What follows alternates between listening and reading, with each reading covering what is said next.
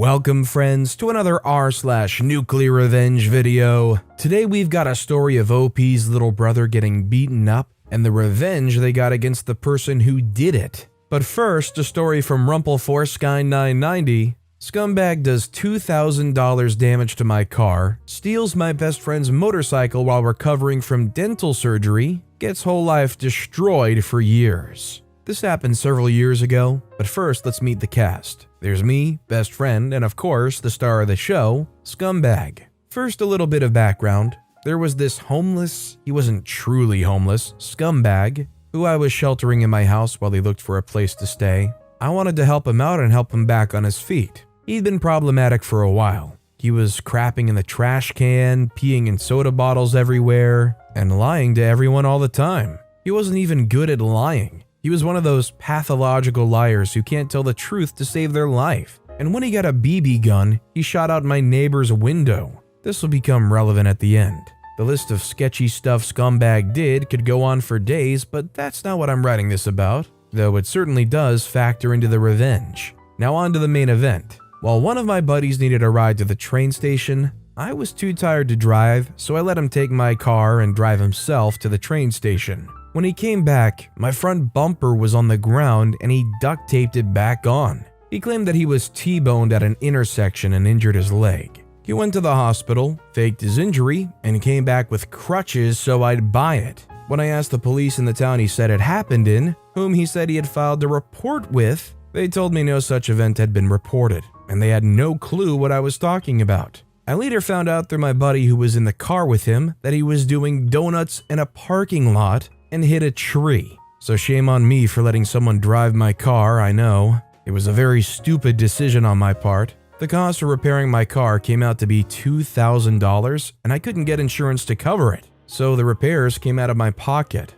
So I gave him the benefit of the opportunity to make things right and said, alright, pay for the cost of repairs and I'll forgive the transgression. He already had a minimum wage job, so I expected him to pay me every week until it was paid off. After 2 weeks, he stopped, so I took his PS3 and safe as collateral and said I'd give it back when he paid me back, and if he didn't, I'd sell it to cover the costs. A few weeks later, my best friend who was also staying with me had his wisdom teeth removed. He was in a ton of pain. That dental pain is the worst. Scumbag said he needed to go to the store. He let Scumbag take the bike to the grocery store, but after a while we became suspicious. He called saying the bike wouldn't start. I drove over to the store he was at and he and the motorcycle were nowhere to be found. The store was 10 minutes away. We called him and said bring it back now or else we'll report it stolen. When he came back later that evening with a girl and he made up a BS excuse as to why the motorcycle had 130 miles on the odometer. The way he told it made it clear he had no clue how mechanical odometers work. They don't glitch and jump ahead 130 miles like he said it did. My best friend would know. He's constantly pulling his bike apart and making repairs and modifications to it. I grilled him about the fact that he was never where he said he was. We deduced that he had rode the bike to his hometown to pick up his girlfriend and back and lied about everything. That was the last straw that broke the camel's back, and a very bad mistake. My best friend and I were trembling with rage when we threw him and his girl out the front door to the curb. This is where the nuclear revenge begins. Scumbag was dumb enough to leave all of his passwords saved on the laptop we loaned him while he was with us. We got his email and changed the password. Once you've got someone's email, you've got everything else by default. We got his social media accounts and financial accounts and reset their passwords too. It was hysterical seeing the flurry of password reset emails coming in. He knew we had him in the bag and was frantically trying to salvage his situation. He had opened a bank account at the local bank to deposit his paychecks from his local cashier job while he was in the area. We emptied the whole thing for a total of $2,500. Imagine my shock. I kept the $2,000 for my car and gave the remaining $500 to best friend for his troubles and having my back. We then sold his PS3 on Craigslist and split that 50-50. We eventually opened his safe and it was full of random papers and earbuds of no value, but it did have his debit card and one of the papers had his PIN on it, which is how we emptied his bank account. In addition to that, while he's on his way out, I go to the store he was working at and tell his boss he won't be showing up this afternoon and to consider him to be quitting. I explained why. The manager was cool about it, but told me that he can't take my word for it. In any event, he was never seen at that establishment again. So sooner or later, that manager was going to have to take my word for it. But we're not done yet. We still have a social life to destroy. We hijack his Facebook and make all of his friends hate him. We make posts about all the crappy stuff he did. We make posts about eating his poop. We make posts exclaiming his love of all manner of debauchery and degeneracy. We start petty fights with his friends list in the DMs. We go under their walls and say snarky, nasty crap. We turned everyone against him. And in the process of destroying his social life, a bunch of girls he abused who lurked on his page came out of the woodworks praising us for taking him down a peg. It's been years, and he still doesn't have a social media presence. A few weeks go by and we get a package in the mail from him. Turns out he wasn't homeless and completely out of options like he said. Big surprise, I know. The package was mailed from his parents' house. It's an empty threat to sue me, overflowing with hilariously made up lies and pages of screenshots of what we did to his social media. Me and best friend are laughing our butts off reading it. He said he left town because the bills were too much. He never did sue us, and we even taunted his bluff with our new Facebook account. The reason why he thought this would fly is the neighbor threatened to sue us over the window he broke, and we paid for the replacement window. So he thought that the mere threat of a lawsuit would be enough to put an end to the revenge. I still have his lawsuit letter because I like to read it for a good chuckle every now and then. I'm thinking of framing it on my wall as a trophy. Last I heard, he's completely destitute and has 0 friends now that everyone knows how much of a terrible person he is. Even his parents got sick of his manipulative behavior. His girlfriend didn't take long to wise up and apologize to us. So, what's the real lesson of the story? Protect the ever-loving crap out of your email, because that's all anyone needs to gain access to everything else you do and completely ruin you. Also, don't save your passwords on the computers of the people you're screwing over. I'm kind of curious after reading this story, do any of you guys in the comments have any friend that you would trust enough to give your email password to? I'm talking your email that you would use to link your bank account, your social media accounts up to, or would you not trust anyone with that? Let me know in the comments down below. And our final story of the day is by Heiger Baum Hubner. Jerk beats up my little brother because of his mental issues, gets beaten within an inch of his life. For context, this story takes place long before I was born. My father told me these stories many times when I was younger. Another context, my father wasn't a witness, but his friends told him the story so detailed, since they were there when it happened, that it almost sounds like he was there, so here we go. The cast is Cage, the jerk who verbally and physically attacked someone with mental health issues. Daniel, the poor guy who's semi-mentally challenged. I'll explain it better. Vin Johnson, Daniel's big brother. The name will make sense when I explain it. So, okay, I don't know which year this took place as my dad never specified, but I knew this took place when he was in his late teens and or early 20s. Okay, there was this guy Daniel who was, well, semi-mentally challenged. When I say semi, I mean occasionally he was able to successfully understand the situation around him, but the majority of the time he couldn't. Because of that, his friend group constantly protected him, not out of pity, but because they genuinely cared about him. However, this one jerk-faced Cage decided he didn't like Daniel's mental issues and decided to poke fun at him. Note, they were at a bar, and Cage had a large group of friends with him who all forced Daniel's friends to back off since they were taller and thus were intimidated, although they kept close just in case things went south, and they assumed a verbal assault would be the furthest that this would go. How wrong they were. Cage decides to poke fun at Daniel, making stupid noises at him, purposely talking all wrong and broken as a way to mock his difficulty to speak due to his issues, and, well, everything else you can imagine. But like I said, Daniel most of the time wasn't able to pick up on the things around him, and thus wasn't fazed by the insults, since he couldn't really understand what was going on. This seemingly upset Cage, who then resulted in beating the ever-loving heck out of Daniel. Daniel's friends immediately tossed aside their intimidation of Cage's friends and tried to stop him, but were restrained by Cage's friends while poor Daniel was defenseless against Cage's beating. 2 minutes later, Cage stops the beating, laughs at Daniel, and kicks his foot one last time before leaving with his buddies. Daniel's friends take him away to a hospital and inform his parents and older brother. Daniel's brother will call him Vin Johnson. Why? Because if you take Vin Diesel and Dwayne Johnson, fuse them together, that's Daniel's brother. That's how buffed and jacked he was. He went full Papa Bear mode, seeing red at his beloved little brother being beaten to a pulp and demanded to know who did it. And Daniel's friends informed him, and Vin immediately returned to the bar a day later, and from what I was told, literally kicked the door open and loudly and aggressively asked, I was told this part so many times and the words are quite exact, "Who the freak beat my brother up yesterday? Which one of you freakers did it? Start talking or I'll tear this place piece by piece." Despite Vin's Hulk-like stature and Darth Vader levels of deep voice, Cage wasn't scared and smugly walked up and told him,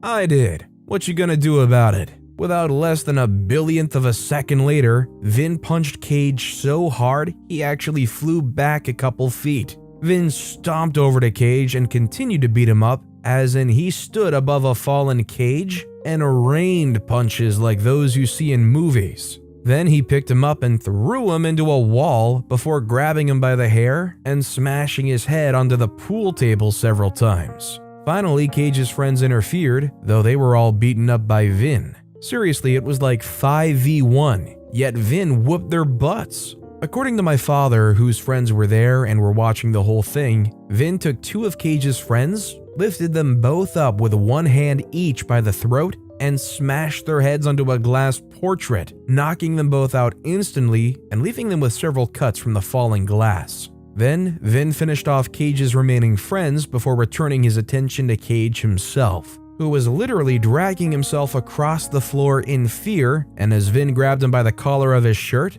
Cage begged him to stop.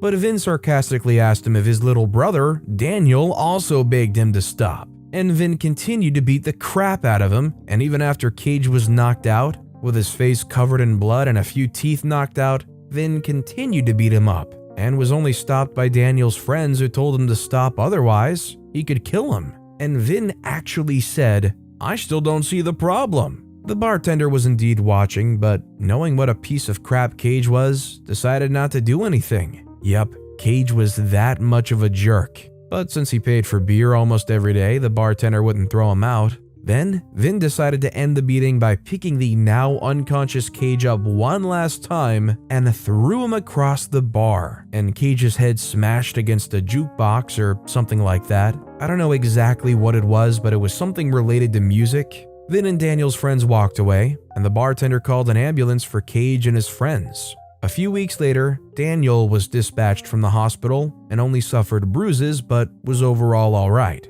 When Daniel's friends returned to the bar sometime later, they asked the bartender if he knew what happened to Cage and his friends. And the bartender actually knew almost everything that happened. Apparently, Cage's parents decided to find out what actually happened, since one of Cage's eyes had suffered so much damage, he actually became blind in one eye, and asked for security footage, but the bar didn't have cameras, so there was nothing. However, the bartender actually came clean and told them all that happened and what Cage had done to deserve the beating.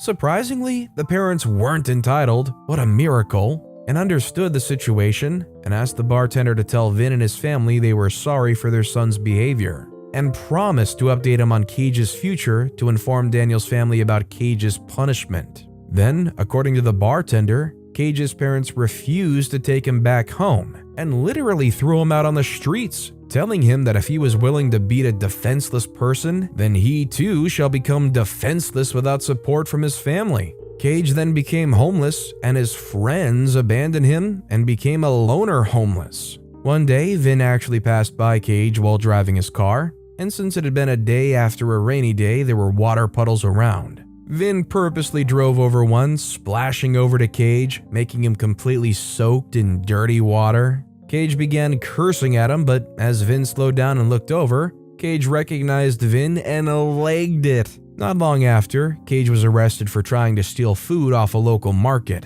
and his parents actually further added to his sentence over the beating he gave to Daniel, making Cage spend some good quality time in jail. After getting out, however, Cage was finally allowed to go back home, but was never allowed to go out without his parents again until he got himself a job, a house of his own, and a life of his own. Considering what Cage went and very explicitly did, it's very easy to have no sympathy for them in this situation. It takes a horrendous human to do what they did to a defenseless person, and frankly, everybody as a whole were lucky that Vin existed and was willing to stand up for them. Cage deserved it. Karen gets burned. Some years ago, I started working for a heavy industrial manufacturing company. I lucked out and got a great supervisor for a boss, Joe. The work was hard, working 12-hour days for 13 days in a row, and then a Sunday off, then back for another 13 days. I was young and didn't mind. It helped my wife and I save up for a house. After about 6 months, Joe noticed I was picking up on the work pretty fast and promoted me to a group leader position. This came with a raise and increased responsibility that most other workers didn't want. Joe would put me in troubled groups in his department, and I would work on general improvements and figuring out the issues. This was a union shop, and the mentality was just to put in your hours. Don't work harder or smarter, just do your time and don't kill the job, was the unspoken motto. After a few years, Joe was promoted to a manager, and he transferred me with him to his departments. While I wasn't a supervisor yet, I was the supervisor in all but name. The supervisors loved it because they never had to leave the office, and I liked it because it was a good learning experience. I made a good reputation and got a lot of respect from workers and from management. Eventually, Joe's areas were doing so well, he was promoted to plant manager. As before, he wanted to promote me with him, this time to a supervisor spot. We talked in length because the only supervisor spot open was working for Karen. Karen was female, a minority, and a member of the LGBTQ community. She was the poster child on the company website of the inclusiveness in the workplace. Literally, her face was the one they used. She was also a freshly minted manager, and Joe was not confident in her abilities. But me being the plucky go-getter with a can-do attitude, decided to take the position. I had an interview with Karen and got to meet some of her supervisors. They were very quiet and reserved. Once I was promoted, I worked in tandem with another supervisor, Chris. Chris was young, had one small child, and his wife was pregnant and a stay-at-home mom. During the first week, everything was going well. I was learning all the employees, getting to know the process, and getting my feeling for the area. During the second week, Chris's wife went into labor and she had a hard time. Chris went on paternity leave for 6 weeks, and I was tossed into the deep end in charge of the whole area solo with 60 employees. I was barely treading water, but I was doing my best. When I would ask Karen for guidance or assistance, she would scoff like it was beneath her and tell me, "If I have to do your job, then I don't need you." So I gritted my teeth and worked my tail off. My wife got me a smartwatch, and I was averaging 25,000 steps a day trying to keep everything running. We were holding our own, and employees all did what they could to help, as the satiation was not ideal for everyone. A few weeks in, I was reviewing some quality documents, and I noticed that one of the quality gates was not being followed. I emailed the info to the quality engineers, and they lost their minds. This was a 4-hour operation on a 20-hour part that we were skipping entirely. Turns out one of the reasons Karen got promoted was because she was running her department so efficiently. Then it came to light that she made the decision to skip this quality process, saving that 20% of time. Except the engineers never signed off on this, and it caused massive damage control. The process had to be reinstated, and the parts that were never checked had to have warranty extensions. This caused the company to have egg on their face and Karen to look bad. During this time, Karen also became more vindictive. She would openly tell people she would never be fired and could do what she wanted. She would walk the departments, and if she didn't like someone, she would make the supervisors write them up by the end of the day. She wanted us to find a reason, and if we didn't, she would take it out on the supervisors. For example, forcing the supervisors to stay late to do inventory or something else menial just because she could. She wouldn't let the supervisors make any decisions until she approved. So something like overtime had to wait for her approval, and she wouldn't respond until the end of the day, causing the departments to scramble. Then, if there weren't enough overtime employees to do the work, she would blame it on the supervisors. While the supervisors knew this wasn't right, we all needed our job and tried to do the best we could for Karen and the employees. We were mainly rodeo clowns to Karen being the bull. The first day Chris was back, him and I were both pulled into Karen's office. She started berating me on how poor of a job I was doing, making her look bad, and how I never came to her for help. This made me speechless because of the previous comments she made and the fact that supervisor work was beneath her. After the meeting, I was still a bit stunned, but I put it together that she was about to railroad me out of the company, and this was the first step. I called Joe and asked for a meeting that same day. When I got together with Joe, I started telling him about the things that were going on that he had no idea. The harassment, the abuse, the vindictive nature. Ironically, while I was speaking with him, another supervisor called him to complain about Karen as well with the same grievances. Joe was stunned and said he would speak with Karen, but he gave me carte blanche on any open spot in the company starting next day. He really didn't want to lose me. I did a lateral transfer to a different department doing engineering and IT work, and I thought that was the end of it. A few weeks later, I was leaving work, and Karen mentioned that I never turned in my laptop and phone to her. I told her I didn't know I had to, but I could give it to her tomorrow. She smirked and said that she would get it back soon enough. I didn't think too much of it at the time. After about 6 months, I had my review with my new boss, Jake. The review went great and he was very happy with my work, and was a bit surprised at how fast I picked up things. At the end of the meeting, Jake mentioned offhand how Karen tried to intervene in the review and get me fired, but Joe stepped in and squashed it. Okay, Karen, now you pissed me off. After I left Karen's department, the turnover rate went through the roof. The supervisors were quitting at a rate of 1 every 3 months. Keep in mind that this is a legacy company that had multi-generations working. Fathers, mothers, sons, entire families. Some areas had 3 generations working side by side, and yet Karen was rolling over employees and supervisors like a steamroller. Working for her became the kiss of death. I casually mentioned to Joe about the turnover, and he told me he couldn't figure out what was going on. People were quitting without notice, and no one was doing exit interviews. I told Joe that Karen was writing people up to force them out. When they would hand her their resignation letter or 2 weeks' notice, she would tell them to leave immediately and throw away the letter. Then she would tell the HR person that the person quit on the spot, and that was the end of it. Joe told me that because of who she was and how high she was, the company wouldn't do anything to her until they had an airtight case. So I went to work.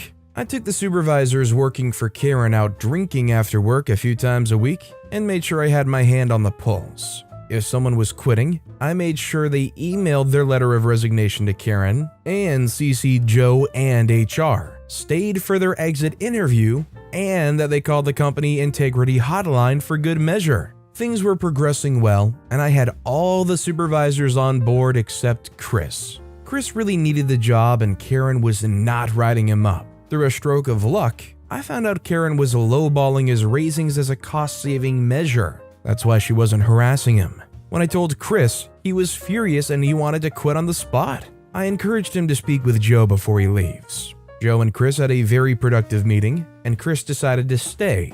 Now, all the supervisors were on board. Joe brought in an HR bigwig from the headquarters in Kansas, and over the course of a week, each supervisor was sent in for an interview discreetly without Karen knowing. By the time the interviews were over, they had emails, texts, eyewitnesses, and a mountain of evidence. This next part I heard from other people, HR, Joe, etc. Despite everything, the company wanted to keep this quiet. So they brought in Karen and said they no longer needed her and offered a very generous severance package. Karen, being Karen, lost it on the HR people. She threatened to sue for discrimination and even called a lawyer. That's when the company pulled out the stack of evidence and rescinded the severance offer. After a few months, Karen found a new job as a plant manager in a different factory, and I found out where. I casually mentioned to the union reps at my factory where Karen was working and suggested that maybe they should give the union at the other factory a call. She was fired within 3 months for employee harassment. Last I heard, she had to sell her house and move out of the state to find a job. This is just really disappointing to see from somebody that gets in that level of position, but honestly, it's not too surprising. Would you guys agree that a lot of times people who move into these managerial or supervisor positions, they often seek these roles out not to help the company or to move up in their career, but to do so because they enjoy the power they have over people? Let me know if you agree with me in the comments down below. And while you're at it, make sure to hit those like and subscribe buttons down below so you never miss any of my daily videos. Every single video has great stories, like our next one by Petr Lebanov, When You Have Very Loyal Samurai. In 1701, Asano Naganori and another lord were ordered to arrange a reception for the emperor's envoys. They went to Kira Yoshinaka, a court official, to learn the court etiquette. However, Kira was an arrogant piece of poop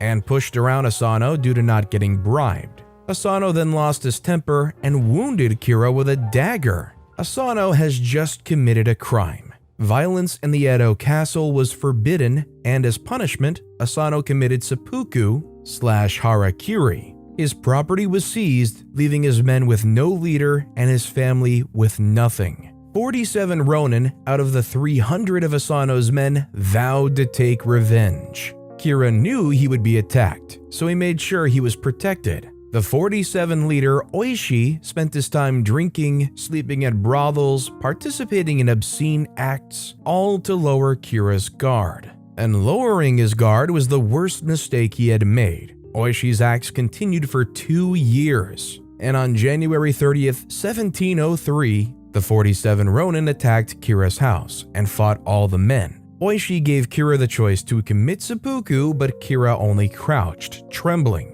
Oishi then killed Kira with the same dagger his master used. One of the ronin, Terasaka, reported what they had done and placed the head on Asano's grave. 46 of the ronin surrendered and committed seppuku, while Terasaka was pardoned by the shogun. Imagine being so dedicated to proving that you're not a threat that you spend 2 years just drinking, sleeping around, doing obscene acts and making a fool of yourself, just so that 2 years later you can finally pull off a surprise attack. What a crazy historical story. And our final story of the day is by Tardinator02. Repeatedly break into a cabin? Watch your head. Firstly, this isn't mine, it's from a book.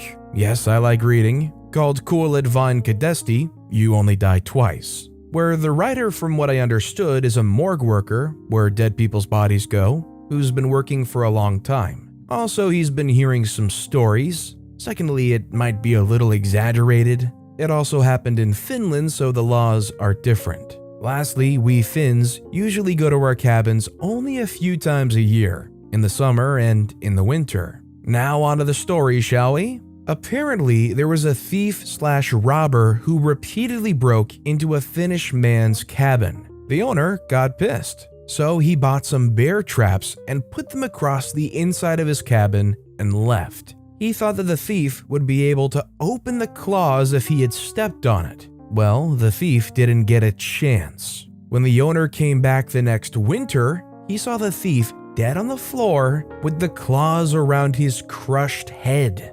Apparently, when he broke through the window, he didn't go feet first like a normal person, but he dove in head first. I guess he didn't get the chance to say, "You should have gone for the head."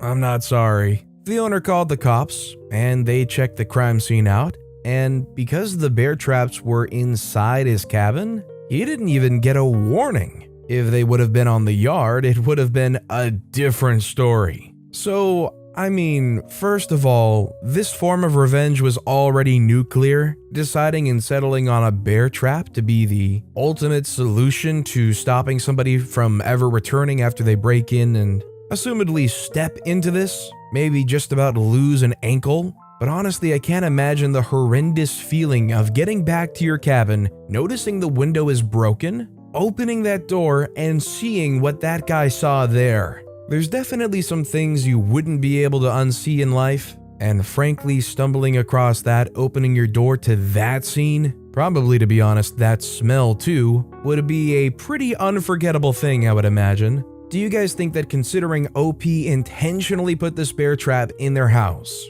that they should be liable for some kind of crime? Or do you think, considering it was in their cabin and the guy just dove in head first and tragically landed directly upon it, that OP should be pretty much scot-free and have no crime against them at all? I'd like to know your guys' thoughts on this in the comments down below. Found my girlfriend cheating on me with my close friend. I have him arrested and ghosted her. Backstory, incoming sadness. My wife Rachel and I grew up in a largish town of close to 30,000 people. We knew each other at an early age, roughly 6 or 7, can't specifically remember. We were practically inseparable. At 16, we started dating each other. When we turned 18, we moved away for work in a city just a few hours drive away. By 20, we were married and had bought our first house. At 22, we discovered that she was pregnant with a boy. It was then that disaster struck. About 5 weeks before she was due to go on maternity leave, a large shelving unit collapsed and crushed her. I was told that her and our child were killed instantly.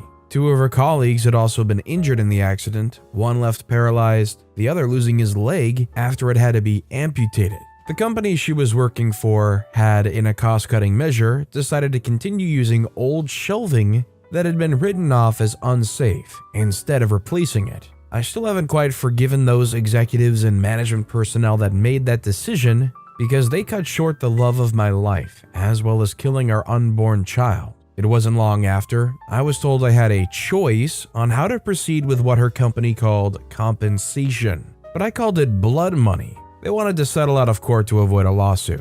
I, on the other hand, was out for their blood. Just to clarify here, this is not the revenge, this is still backstory. Fortunately, due to the coverage that it got, and involving several politicians, the case was settled quickly in court, roughly 3 years, in which the payout for all parties was close to 10 times the amount that they initially offered. A lot of fines were given to them for breaches on work, health and safety, executives were sacked, others were jailed, etc. A story for another time when I feel comfortable sharing. In this time, I was still working my job in telecommunications. My mother, bless her soul, had moved in while all this was happening to help me. I think I would have fallen apart if she hadn't been as involved as she was. It was around this time I was offered a promotion, but it involved a lot of travel around the state. I made a request to have an office in my hometown's branch, as I wanted to not only take care of businesses in the state, but in my hometown also, as there was no business representative located there, to which they agreed. After a few months, we settled into the routine of 1 to 2 weeks in the city office, 1 week in my hometown, and 1 to 2 weeks visiting the rest of the state. After a year, I decided to buy a house in my hometown so I wasn't having to stay at my parents' place every week, or so that I was home and that I could come and go as I pleased. This is important for later in the story. It's about 4 years later that our story begins. I had just returned from one of my trips on Friday and was checking in some stuff in my office when Harry, the branch's managing director, walked in. We had grown up together also, but had gone to different schools, but since coming back had developed a very close friendship. He asked how things were and then asked me if I wanted to come to a house party that he was having that evening. Short notice and all, but I said yes. I felt like a few drinks with friends were in order. It was there that Harry introduced me to Catherine. She was a new hire at the branch where my hometown's office was located and was getting to know everyone, being new in town. We hit it off immediately. As much of a cliche as it sounds, it was almost as if Rachel was in front of me instead of Catherine. I won't bore you too much with the details, but after 2 years of dating, we decided to take the next step, and she moved into my hometown's house. Everything up to this point has been going really well. Catherine and my parents got along, and Rachel's parents also approved and were happy that someone could make me just as happy as Rachel had done. All was going well for close to a year when things began to change. Skype sessions were cut short suddenly. Neighbors would tell me about how a car, described to me like Harry's, was always seen parked in the back alley near my house whenever I was away. Some clothes that weren't mine were in my wardrobe. All signs pointed to her cheating, but she said that nothing was happening. She said that Harry would come over occasionally to discuss business, etc., but never stayed the night. I chalked it up to me being paranoid, and continued on as if nothing was wrong, but there was always this feeling that something wasn't right. It was close to 6 months after that I discovered that she had been lying to me. I had just finished closing a rather large contract with a new company, and negotiations had wrapped up earlier than I'd anticipated. So instead of sticking around for the next few days, I decided to pay for an early flight home and surprise everyone. Fast forward a few hours and I drive into my hometown and down the alley behind my house so that I could get into the house without being seen and surprise Catherine. Some part of me was curious, however, as to whether this mystery car was there. Sure enough, there was a car that was blocking the back entrance gate.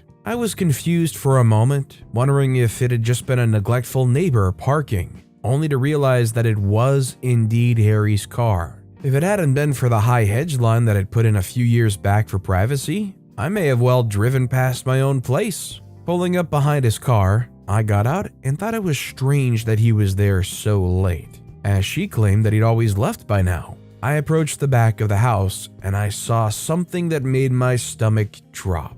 In my kitchen, Catherine and Harry were going at it hammer and tong. I froze. Time stopped. There was my close friend hooking up on my kitchen bench with my girlfriend. I didn't know what to do. So many questions were running through my head. Was this real or was I dreaming? Why were they hooking up in my house? Feeling defeated, I turned and left without them seeing me. I sat in my car for what felt like an eternity. I was crying hard, but the sadness quickly turned to anger. The same kind of anger I felt towards those that were responsible for Rachel's death. I wanted to hurt them badly. As a pacifist, I don't believe in violence. It was then I knew I was going to punish them and destroy their lives. And what better time to start than now? I moved my car back up the alley, far enough from my driveway that I could still see Harry's car, and then walked back to the gate where I could see into the house and called her phone. They were still going for it when it rang. They looked at the caller ID and did a double take when my name came up. I could see that she was considering answering it, and they let it ring out. After a few moments, they were back into it again, and I dialed once again. This time she did answer. As she was answering, I hung up and made my way back to my car. As soon as I did, she called me back. She asked why I was calling as late as I was, and I told her that I was about 10 minutes from home and didn't want to scare her coming in. She obviously was shocked and acted happy that I was coming, and the call ended up very quickly after she said she was going to get up and get changed into something. I said bye and hung up. A few moments later, Harry came peeling through the gate, still half naked, jumped into his car, and took off like a bat out of heck. I smiled a little, knowing the fear that both of them would be feeling from being so close to being caught. I waited a few moments before turning my car into the same place Harry had been moments earlier. The night was fairly uneventful afterwards, and it wasn't until after she was asleep that I got up and went to my office down the hall. I couldn't sleep. I needed a plan, and plan I did. The revenge. My mother always taught me to be a pacifist and to allow cosmic karma to take its course. But on this occasion, I decided that karma could use a helping hand. I decided to punish them separately but destroy both of them. I knew that Harry had a drug habit. Nothing major, but he kept it private. I only knew about it after accidentally seeing some coke and weed left out in his place, but pretended I hadn't seen it when he made attempts to cover it up. I began calling some of my more unsavory clientele and made a few discreet inquiries into obtaining some samples that they were willing to part with. A few days later, I had a decent enough stash for my plan to work. About a month later, I had friends, including Harry, around for a barbecue night. After making sure that I sufficiently liquored up Harry, I told him to stay the night and sleep it off. In the early hours of that morning, I took the drugs and an assortment of my personal belongings and placed them at various places around his car, with the biggest stash in his tire well. Confident that he wouldn't find them over the first few months as the rest of my plan took effect, I locked the car up and went inside to sleep. I also placed some more drugs and personal items in his house after driving him home because he was still too drunk to drive. A few days later, I staged a break-in by smashing the back pane of my back door into my kitchen and leaving it open before heading back to the city for a flight. I had several messages the moment I landed. One from my clearly panicked mom, who had found the back door smashed open and had called the police. One from Catherine in tears, and one from the local police asking me to call. After returning all the calls, I informed the police I was away on business and that I would be back the following week to talk with them. While away, I got Catherine to stay with my parents until after I got back. and asked my dad to organize one of the local security companies to install cameras and an alarm system after getting the go-ahead from the police as to not ruin the scene of the crime. After getting home, I did the usual, "My God, I can't believe this happened," and "Why would anyone do this?" routine. After doing a thorough check of everywhere, finding that the items I had taken were missing, and filing a police report, I had the security company's rep talk Catherine and I through how the cameras and alarm system worked. Then came the question I'd been waiting for. The question of what happens if we're doing some business and don't want it recorded. She acted a bit shy asking this question, but I knew exactly the reason she was asking. He assured us this was a question he got asked a lot, and we were shown on the home computer, if we wanted to be doing things without it being recorded, how to stop the recording for certain cameras, so that we could protect her modesty. As I was walking him out, I asked him if the cameras were turned off, could a notification be sent out, just as a security precaution. He came back in and helped me through how to set up email notifications and left shortly after. Fantastic! All I had to do was wait. At this stage, I approached r/legal advice for some help in relation to couples law in my country. I needed to make sure that my upcoming plan could legally be done, and that I wouldn't be forced to pay out any money or equity to Catherine, as I didn't know if we were classified as a de facto couple or not. Being the sole benefactor of Rachel's estate, I didn't want to be left with any nasty surprises where Catherine could take any of the estate away from me. Shout out to those guys and gals there, as they helped me get in contact with a great lawyer who assured me, due to the fact that although we'd been dating for close to 4 years, we hadn't been living together long enough to be classified as de facto. And because I was paying all the utilities on the property that she was living in and didn't pay rent, showed that she had no legal standing to make a financial claim against me. Just to be sure though, he drew up what I felt was a pretty ironclad document just in case there were any legal trouble. The following week, my work had approached me and offered me a promotion to move back to the city and run the team that I was a part of, meaning I wouldn't need to travel as often and be in the one location, and due to the success of being located in my hometown, that they were considering having 3 to 5 representatives spend 1 to 2 weeks in the larger surrounding towns, including my hometown as part of my team. I said yes and began the process of beginning my transfer, which would take about 6 weeks. Perfect. More than enough time to gather all my evidence. Upon getting back to my hometown the following week, I began to start in motion the rest of my plan. I asked Harry to approve 1 week's worth of vacation for Catherine for 2 weeks' time. I wanted to send her and a friend or two away on a retreat before I made the biggest decision of my life for a second time. He jumped up and gave me a huge hug, congratulating me on being prepared to take the leap again. I hugged him back tight, but not the way I think he'd imagine it at the time. He agreed and blocked out the week for me. I asked him not to say anything to anyone, as I wanted to make it as big a surprise as I could. I knew that it would spread like wildfire around the office regardless, but that was my plan. That night, I told Catherine that I'd booked her and 2 friends to go to a tropical spa resort. All expenses paid for a week. No questions asked, pick 2 friends and come back to the biggest surprise of her life. She screamed like a kid who had just been told that all the candy in the shop was hers to have. I then told her that the following week, I was going to spend it in the city preparing for a large client who was one of my biggest accounts and needed some people in my team to help before flying out the following week. And I wouldn't be home until the Monday that she was leaving, so I wouldn't be able to see her, which seemed to disappoint her, but I told her it would be worth it when she returned. What I failed to tell her was that I had decided to take 2 weeks vacation on the other side of the country, mentally preparing myself for the crap storm that was about to erupt the moment she stepped foot on the plane, as well as enjoying my first stage of freedom. On Sunday, 2 weeks later, I flew back and began driving home.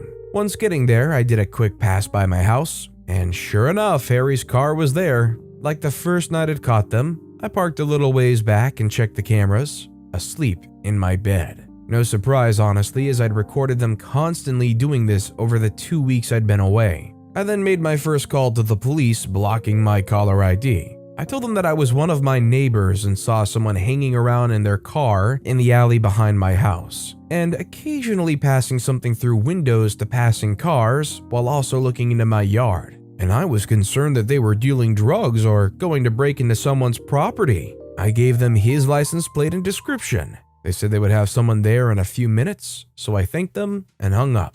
I then called Catherine and told her I was about 10 minutes from home, and that I knew she was flying out tomorrow but desperately wanted to surprise her. Looking back at the footage now, I laugh at the commotion that I'm surprised I didn't hear. In a few short seconds, Harry was half dressed and flying out the back door to his car. At that point, I couldn't have asked for a more perfect scene.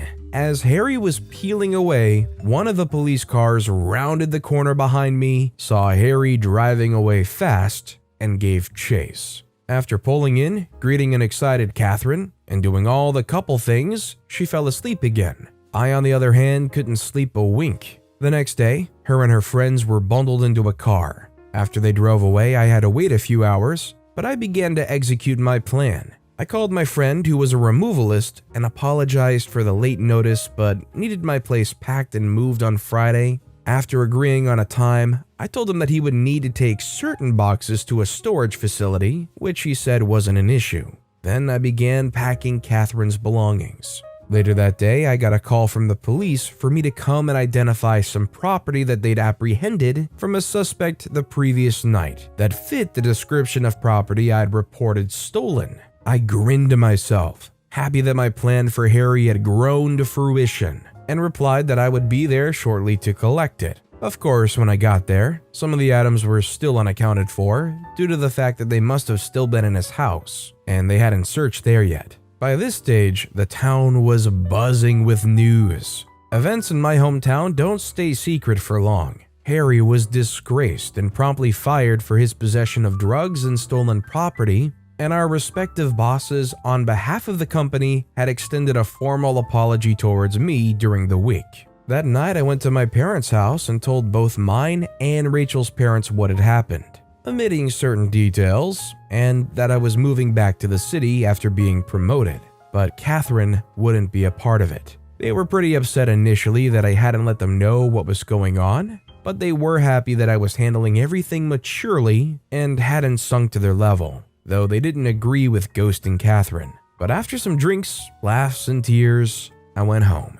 On Friday afternoon, after a busy week of organizing cleaners for the following week, the real estate to put my house on the rental market, and various other tasks at my hometown's office, I packed some things into my car and drove to my parents' place and said goodbye before the drive. Before leaving, I went to Becky's house. Becky had been one of Rachel's closest friends growing up. She was the only other person who knew what was happening, minus the details about Harry. Without her help, I wouldn't have been able to organize everything as quickly as I had. I gave Becky a large manila folder with my gathered evidence of her cheating, as well as the letter and a few other legal documents from my attorney stating that she was ordered not to contact me, and the details of how to access her belongings located at the storage unit I'd rented out. After a quick goodbye, I left and drove back to the city.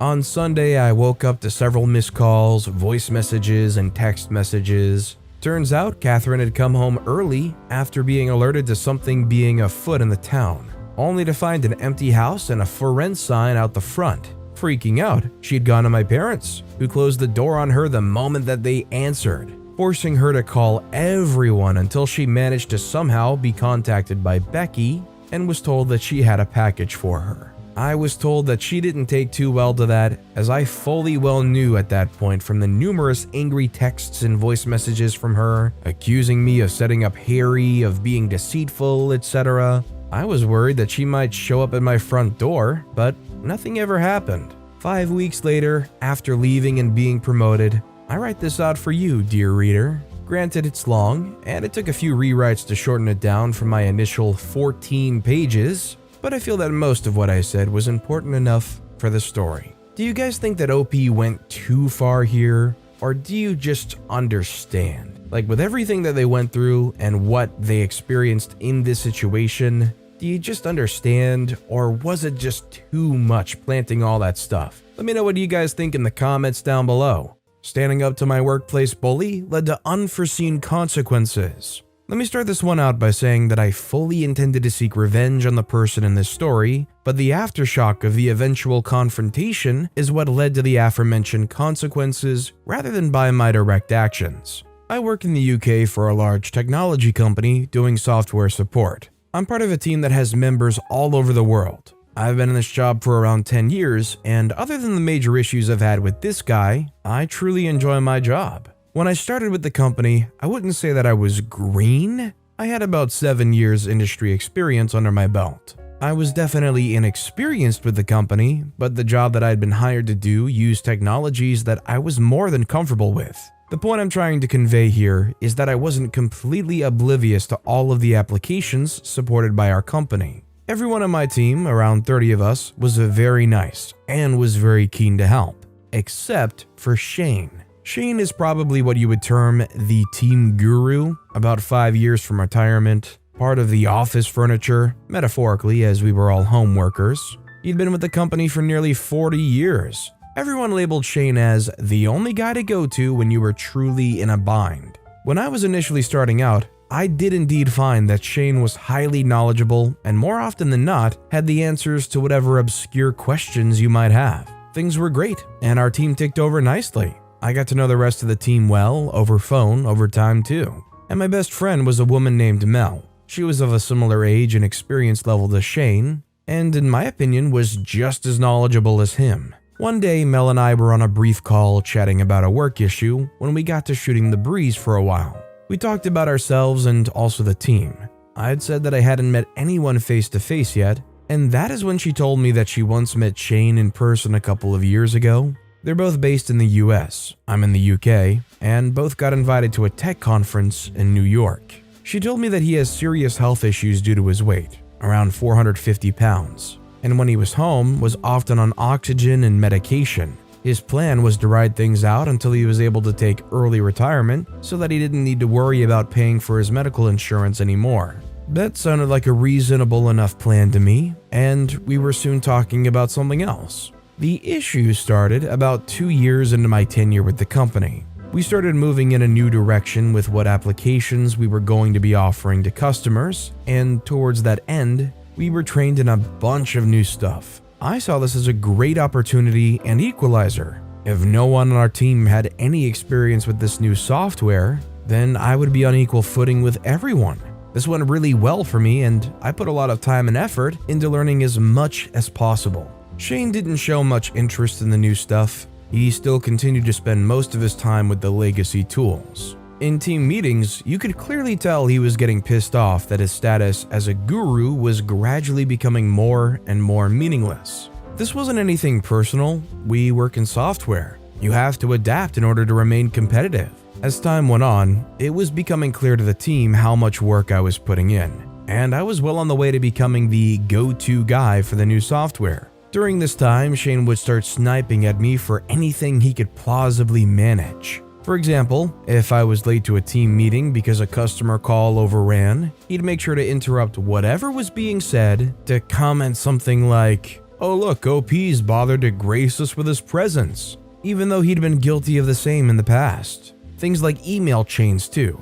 Almost anything I sent out that included him and our boss on an email, he would reply with some unrelated complaint or observation, completely irrelevant to what was actually being discussed. One day, Mel called me and asked me what my beef with Shane was. I truthfully told her that I'd had no beef at all with him, and he just seemed to have it in for me. She said that if she managed to find anything out, she'd let me know. Things continued like this for a couple of years. I continued to be their go-to guy, and he continued to try to discredit me and generally paint me in a bad as light as possible. One day we had a major incident, one that literally could have cost the company millions in SLA fines if it was not solved quickly. Our manager split us into teams to troubleshoot specific areas, and she paired me up with Shane. I wasn't happy about it, but whatever, I was a professional. We got on a call and started working through the issue.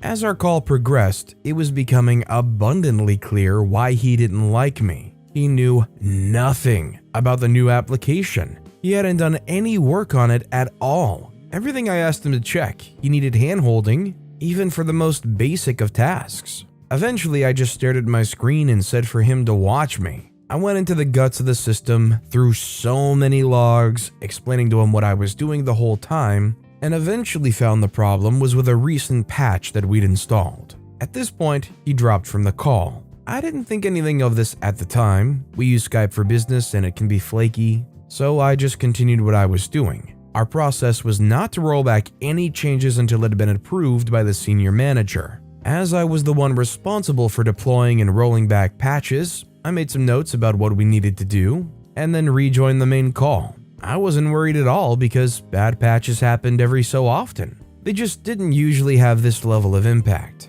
As soon as I did, I got absolutely destroyed by the incident manager. Apparently, Shane had returned to the group call and informed everyone present that the outage was caused by an error that I had made in the deployment process, and that Shane had told me what the correct fix was, and I'd refused to implement it then and there. I was furious. He had accurately told them the cause of the problem because it was me who literally demonstrated to him how to find it. I had even foolishly mentioned to him what I thought would fix the problem. Because of how long he'd been with the company compared to me, only our immediate team knew the truth about who was really the better skilled person in this situation. His historical reputation still carried a lot of weight with people who didn't work day to day with him. Because this incident was so major, over 100 people were on this call, several of them 2 or 3 levels of management above our team. He made me out to be a reckless, incompetent idiot, and he was believed.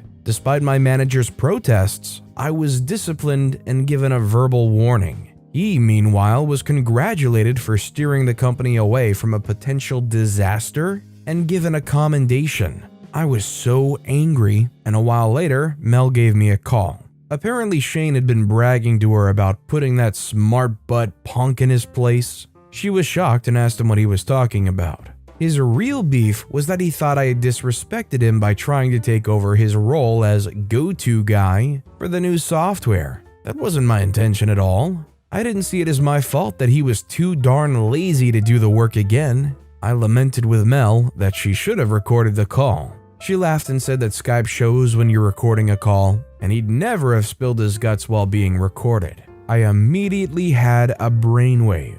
I decided that I would confront Shane one-on-one. I pinged him on Skype and said that I wanted to talk. He responded with a smiley and just said sure. I called him and let him know I was recording this call, and the Skype notification popped up to let all participants know that this call was being recorded. I went right for it and accused him of lying about the major incident and said that it seemed like he had a major beef with me. As expected, he lied and said that he was sorry that I felt like I had to react this way. He said that he would need to talk to our boss about it. I said, wait 1 second, and turned off the Skype recorder. I then said that Skype isn't recording and that he knew exactly what he had done. His mask slipped at this point, and he said that he was perfectly in his rights to put me in my place. He said that you need to respect the longer serving people in jobs like this, and that he would do it again in a heartbeat. I didn't hold back. I called him a dinosaur who refused to move with the times and wanted to coast out his days here without doing any work. He said that he was a couple of years away from retirement and he'd be darned if he was going to bust his butt for some shiny new software. I said to him, speaking of new software, has he heard of OBS? Of course he hadn't, and I suggested that he Google it. I then hung up on him. Not long after, the messages started. He was begging me not to use the secret recording that I'd taken. He said that if he gets fired, he'll lose his retirement package and his medical benefits. I told him to go screw himself and that he should have considered that before trying to get me fired. I passed all of this on to the relevant channels before really giving it any thought. Things set in motion, and sure enough, a few weeks later, after a company investigation, he was fired. I heard from Mel that he had asked to take an early retirement so as to keep his benefits, but this was apparently rejected. It all came out later that apparently he had significant debts, and that he was counting on his retirement package to keep him financially afloat. With no job and no package, he had no money to pay for the medical treatment, which he badly needed. He was in no state to get himself a new job, and his skills had stagnated so badly that he couldn't even get a new job online. Mel told me he passed about 6 months after this whole incident due to his ongoing health issues. I felt conflicted about this for a while. Sharing that recording obviously contributed to his death, but I don't know how bad I feel about it. I'm a young guy trying to build my career, and he actively tried to destroy me. I should maybe have held off when he pleaded for me to not reveal the truth, but he was old enough and wise enough to not engage in the childish games he played. If I'd known he'd been gone as a result of this, I'd maybe have done things differently. It's one that stays with me, that's for sure. I'm still at this company, and I can tell you that I will never treat a new employee the way he treated me. So maybe the breaking of that cycle is the positive to come out of all of this. So considering the outcome, do you think if OP could have a second go around that they should withhold that information after they were pleading? Or considering everything that coworker did they deserve it regardless of that outcome? Let me know what you guys think in the comments down below. And by the way, if you're enjoying these stories, make sure to hit those like and subscribe buttons down below too. If you do so, you'll never miss out on any of my daily uploads. Each one has great stories like our final story of the day written by Dos Cinco Uno Pinco. My petty revenge led me to a nuclear revenge victim. I needed to go into DC for a couple hours yesterday afternoon to tie a few things up at work before leaving for vacation. I didn't leave until a bit after noon, so I was pretty hungry and decided to stop at this nice little deli/grocery store on the way for a sub. It's a small establishment, but pretty popular. The parking lot is kind of weird. The spaces are on the small side and it's very narrow. I drive a full-size truck because I have to tow heavy crap often. I spot a corner space that's going to be easy for me to get in and out of, so I go for it. I back in partially and then pull out to straighten it up, and a lady swoops in my space in a little Fiat. I put my truck in park and look through the back window. She was on the phone. When I gave a little honk, she looked up and gave me the finger. I gave her a slow shaking head and a thumbs down. I don't know why, but that gesture seems more impactful to me. Like disappointment versus anger. I found myself another spot and started making my way to the deli. The angry lady was still engaged in her conversation, now behind me walking to the deli. She's talking loudly on her phone about the redneck that almost wrecked her car in the parking lot, trying to gain sympathy from whoever she was speaking to, like I god darn tried to assault her with my vehicle. So as I'm in line to take a number to be served, it clicks. I can mess with her a little bit today. I reach up to take my number and pull the next 10, tucking them in as I turn around so the angry lady didn't see them. I make my way down the line, passing out the extra numbers ahead of hers and mine, putting 10 people ahead of us to order and receive food, making her wait an extra 20 or so before she even got to order. Here's where it gets a little fun. My number was directly before hers, so I just waited at the counter after they called mine. As the girl walked up with the next sub, I asked if it was number 469, the angry lady's sub. It was, of course, so the deli never called her number, and I bought both subs. I don't know how long she waited before she asked about her order, but I do hope she wasn't a jerk to the workers. The second part of this is what I did with the extra sub. I told a story from college a while back, and in the comments, I mentioned that I try to be a little extra now. Part of that is being kind to strangers. I work in DC, there's a ridiculous amount of homeless people here, so I pack an extra lunch a few days a week to eat with some random person. The extra sub was gonna be my lunch date with whoever I ran into that looked like they needed a meal after I parked my truck. I found my overpriced parking spot quickly and grabbed the sandwiches and a couple of bottles of water before making the trek towards work. I spotted a guy sitting on a bench with a little sign asking for change. I asked him if he'd like to have lunch with me. His eyes lit up and he shook his head yes. We had a little casual conversation and he asked me why I bought him a sandwich. I told him that oddly enough, I bought it out of spite and told him how I came into ownership of said sub. He laughed, said it was fate that revenge brought him a sandwich, and proceeded to tell me the following story that led to him to the life he now lives. He was a young investment banker in the late 90s, making serious money. He was married and had a sex addiction. He would spend thousands of dollars on high-dollar entertainers to do all kinds of weird stuff to him. He eventually got himself a sugar baby and set her up with an apartment in the city. He had no interest in children, but his wife did, so he got a secret vasectomy. Thinking that he was only going to be hooking up with 2 people now, he liked the idea of no condoms or babies at either house. His plan was to stay at the apartment for a couple of weeks to heal, while his wife thought he was in San Francisco for business. Unfortunately for him, his urologist's office called his home line to check in after a couple of days. This is when his wife started to learn of all his illicit behavior. The cheating, the spending, the stealing of her future family. Over the weeks he was gone, she uncovered his secrets to her, and she sat on it. He told me in the weeks and months after his vasectomy, she started wanting to go out, get drunk, experiment with drugs, and hooking up with groups. He was amazed at how much he and her were in sync now. He loved their newfound lifestyle. He really loved the white powder. So much so that he had to evict his sugar baby from the $7 to $8 grand he was spending a month on blow. He couldn't handle the expense anymore, along with his habit. Luckily, his wife was still ride or die with the swinging, snorting life they had built, so he was going to be okay. And she was going along with every fantasy, recruiting men and women to hook up with. She kept building up this fantasy of having a threesome with his boss's wife, whispering things in his ear when they were hooking up, just really putting her at the forefront of his thoughts. Christmas party time rolls around, and the whole staff is wasted. She keeps at him about the forbidden fruit. The boss's wife goes to the restroom, and his wife follows her. After a few minutes, they come out and the boss's wife waves at him. As his wife approaches, she tells him that she's down to swap and that's why she waved. Next time she goes to the restroom, he should just follow her in.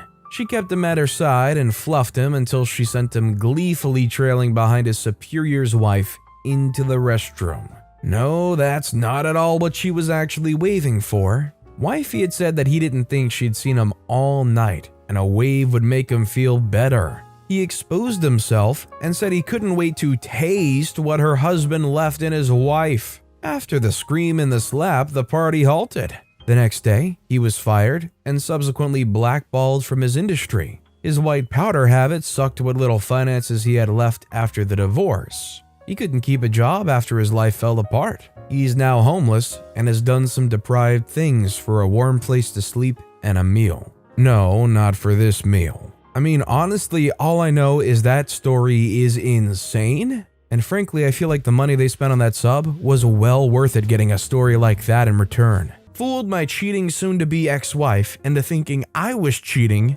then thermonuclear shinobi ghosted and served her Christmas stay. I hope you've got some time and a snack because this one's going to be super long, as the events that follow span from late 2019 to last week. As per the rules, all names are altered herein. Okay, so here's the backstory. My soon-to-be ex-wife was my high school sweetheart. We started dating in 1992 when we were both 17, we're both 45 now, and have been together ever since. She's the only woman I've ever been with my entire life. We married 5 years later at 22, fresh out of college. A year later, we had our first of 2 children, both boys, 22 and 17. 23 years I gave to her, built her a house, worked my butt off to give her the life she wanted. Sure, we had rough patches, but what marriage doesn't? Even in the worst of times, we found a way to pull through and come out the other side better, which made the discovery of her affair that much more jarring. Flashback to March 2020, when I first got the feeling something was off.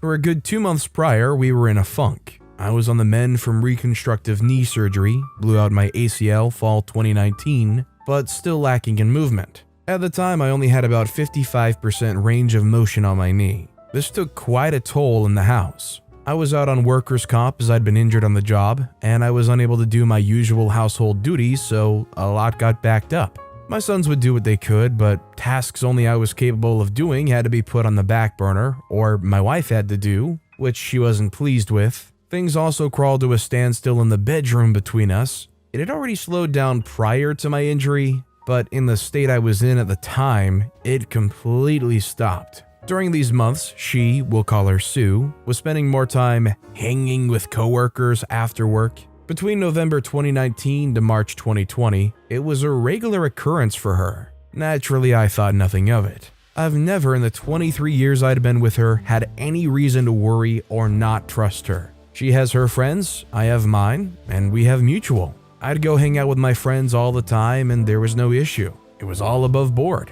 It was around January of this year that I noticed something odd. Sue started getting noticeably distant with me. Sure, we were in a funk, but she'd never denied me affection to that point. The usual hugs and kisses she'd gave me came to a halt. Her phone was attached to her hand long before my suspicion grew, but she'd always share and show me things she'd discovered on the web, DIY interests and recipes on Pinterest, memes, all kinds of stuff. But she was now being guarded about her phone. Even her interactions with me became more snippy, as if she couldn't be bothered. So we're now in March. COVID has arrived in New York City's lockdown. Our chosen careers fall under the essential designation, so neither of us have to work from home. I'd just been recently cleared to return to work after 5 months on the shelf, and I was eager to get back after it, as 5 months on my butt rehabbing my knee and not being able to do physical stuff drove me nuts. For context, I enjoy physical activities. I'm an avid martial artist, and I'm typically in the gym 4 days a week, on top of all the home projects I did. Within a week or two of the lockdown, my soon-to-be ex-wife alerts me that she's going to have to start putting in extra hours again. Again, I think nothing of this because of her field. Of course, I was under the assumption it'd be every other day. But no, it was every day. And not just an hour or two. She'd come home 3 or more hours later and go straight to the shower, spend a little time with me, a little time with our 17-year-old, 22-year-old lives with his girlfriend cross town, and then go to bed. As I'm able to support myself and my knee better, we started getting intimate again, but as you'd probably guess, she wasn't mentally or emotionally present for it, which I noticed quickly. So by early April, the picture started getting clearer to me. All of the signs were pointing to the idea that she was having an affair. That's when I decided I needed to find answers. So I scoured the internet on things I should be looking for. Signs of infidelity in one's partner, and sure enough, she was pretty much ticking all of the boxes on such behavior.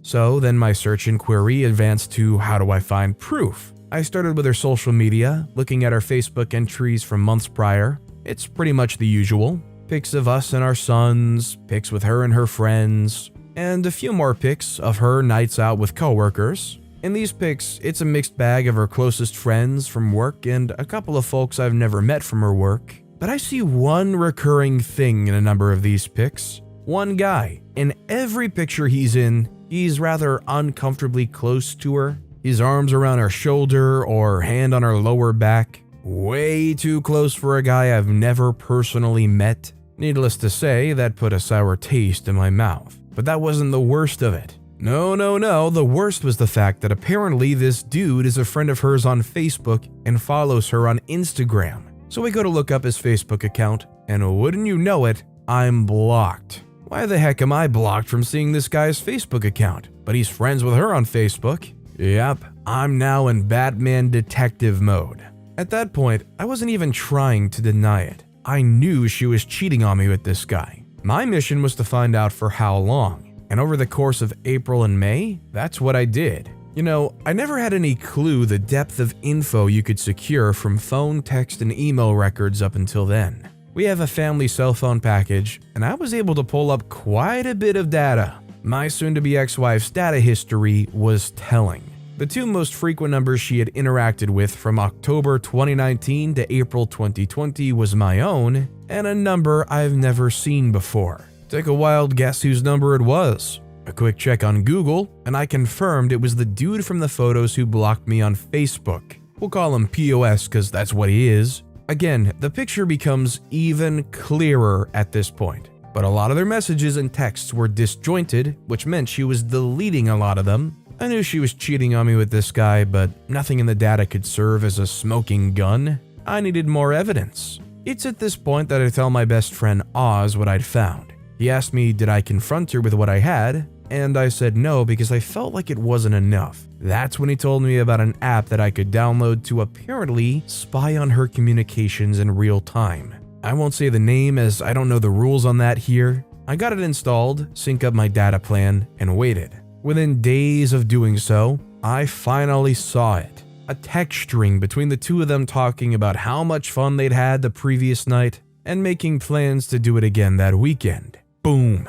Gut punch. To say I was completely devastated was an understatement. I guess that moment counts as my D-Day, and for the next 2 days after, I was just broken. I actively distanced myself from her those 2 days immediately after D-Day, which she was noticeably shaking by. She'd try to console me and ask me what was wrong, but I'd brush it off and leave her presence. I couldn't even look at her. This woman who I gave 23 years of my life to, who I had given everything I could and more to as a husband, and she stepped outside of our marriage for a guy just 5 years older than our eldest son. By the 3rd day, I wasn't even sad anymore. I was pissed. I contacted my friend Oz to let him know my suspicion was confirmed.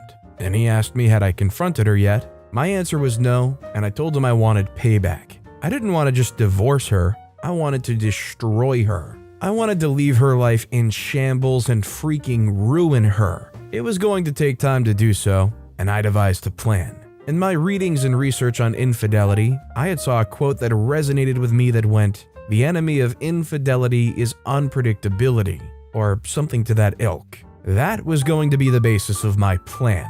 I was going to make her life heck on wheels while also secretly planning my exit strategy. So we're now in early June, and I've got the app still installed. Pretty much every night, I'm gathering as much data as I can, seeing their back and forth messages. They're talking like it's a full-blown relationship they're in. Sexting, lovey-dovey romantic stuff, inappropriate photos, the whole freaking bag. At that point, I'd stopped looking at any of it. I was just collecting info and cataloging on my private FPS server. Meanwhile, I start doing things out of the ordinary.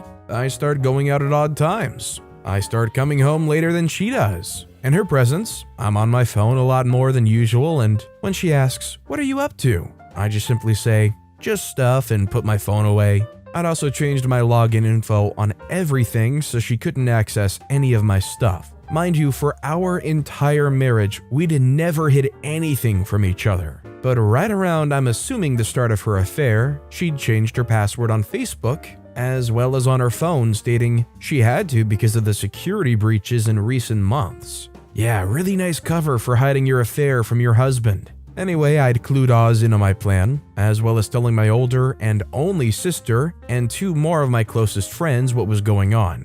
These are people I trust with my life, and I swore them to secrecy. For context, Oz and I have been friends since we were kids. The other of our friends, Joey and Nina, we've known since high school. Make note of Nina, she comes into play down the road. July comes, and my soon-to-be ex-wife is in full paranoia mode. She's texting and calling me a lot more frequently now, asking me if I'm going to be home when she gets home, when am I coming home while she is and I'm not, asking me what I'm up to, the works. I can see the seed planted in her head the month prior is starting to sprout, especially in her communication with POS. She's confiding in him her doubt and confusion, telling him that I'm getting cold and distant. The freaking nerve of this woman. In the interim of these interactions with POS, she suggests that maybe they should stop meeting up at our house, because she has no idea if I'd just show up, confirming that yes, she's had this jerkwad in my home.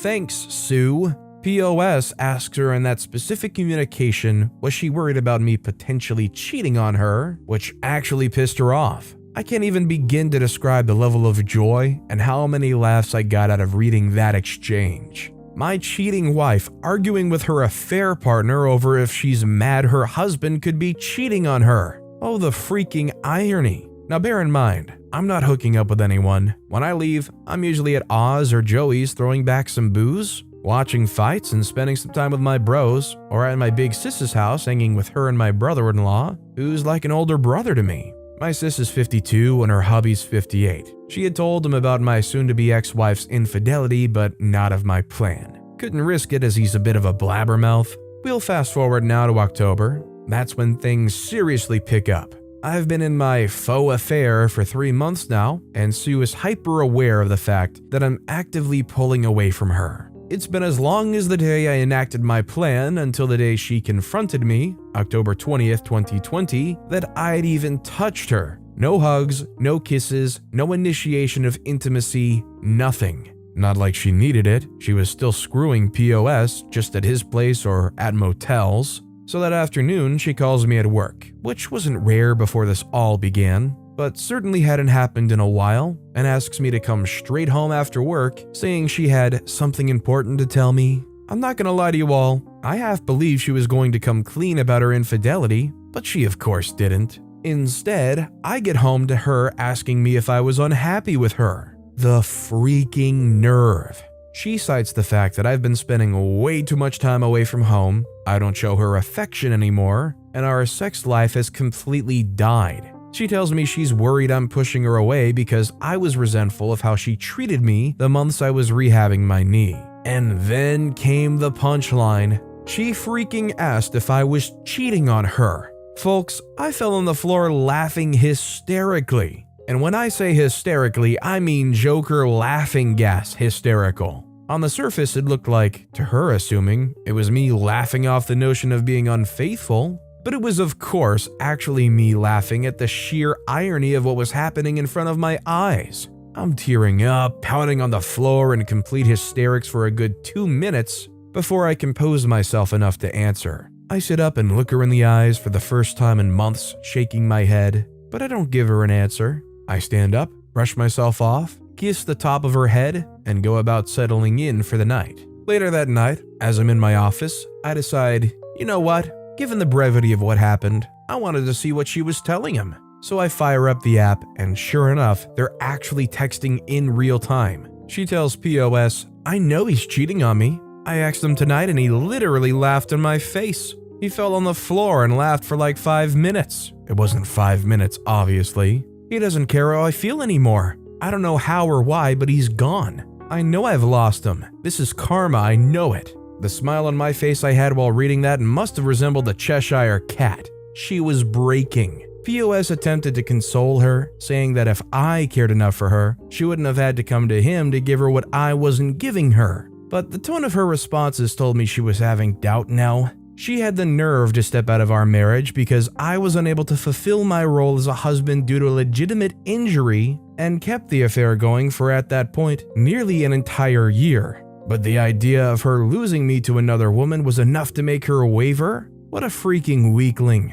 Now, during all of this, I was also exacting the second part of my plan for payback, getting all of my affairs in order financially. In September, I'd met with a family attorney to get the ball rolling on divorce papers with the mountain of evidence I'd piled up to that point. New York is an at-fault state as far as divorce, and the overwhelming amount of proof I'd gathered displaying Sue's infidelity pretty much solidified I could nail her to the freaking wall in a divorce case. My lawyer instructed me to get all of my financials in order in preparation for whatever division of assets might come as a result. I went one better than that, secretly pulling all of my money out of our joint account and putting it in my personal account. I also started shopping around for an apartment as part of Phase 2. We're now in November, and I've not changed my behavior. In fact, I've ramped it up. This is where my friend Nina comes into play. For context, Nina and Sue have never been what you call close. I met Nina freshman year of high school 2 years before I met Sue. Even way back then, Sue had seen Nina as a threat, as she's my closest female friend. There's always been an implied I don't trust her from Sue regarding Nina. She's never addressed it directly, but it's obvious to anyone who pays attention. Conversely, Nina's never been a big fan of Sue. Early in me and Sue's relationship, Nina called to attention to me how Sue was pretty much imposing herself into our little square of friends. Whereas I didn't do the same with Sue's set of friends. That irked Nina because she knew why Sue was doing it. Her. Among Sue's circle even now, there are no male friends, aside from POS, whereas Nina is the only girl in my square. Nina had been stuck overseas due to the virus and finally returned to New York City November 3rd. Oz, Joey, and I decided we were going to celebrate her return with a night at Joey's house for dinner and drinks. There was only 5 of us, Oz, Joey, Joey's wife, who's also Nina's sister, Nina, and myself. Sticking to CDC guidelines, we take the Rona very seriously. Nina, being the evil mastermind she is, comes up with an evil idea to trigger Sue. She suggested we take some photos in the same vein of photos I discovered of Sue and POS months prior and post them to my Facebook. And that's just what we did. It wasn't until the 5th that Sue got wind of it, as I'm guessing a few friends noticed my updates and saw how uncomfortably close I was with Nina. This really messed her mind up because she still believed I was cheating. and I can almost guarantee she wanted to accuse Nina, but she knew that Nina had been stuck in Europe for the majority of the year. Still didn't stop her from attempting to dress me down that night for being so, as she said, handsy in the pics. I saw this as a golden opportunity to deliver the lead jab for my knockout blow. I say, so what about the pics with you and POS from last year? He was pretty handsy in them, but did you see me get bent out of shape over it? Deer in the headlights. It was the first time I even mentioned the dude's name throughout all of this. The hamster wheel in her head started reeling in real time as she tried to explain away those pics. To that point, she hadn't even known I saw them. That's how little I use Facebook.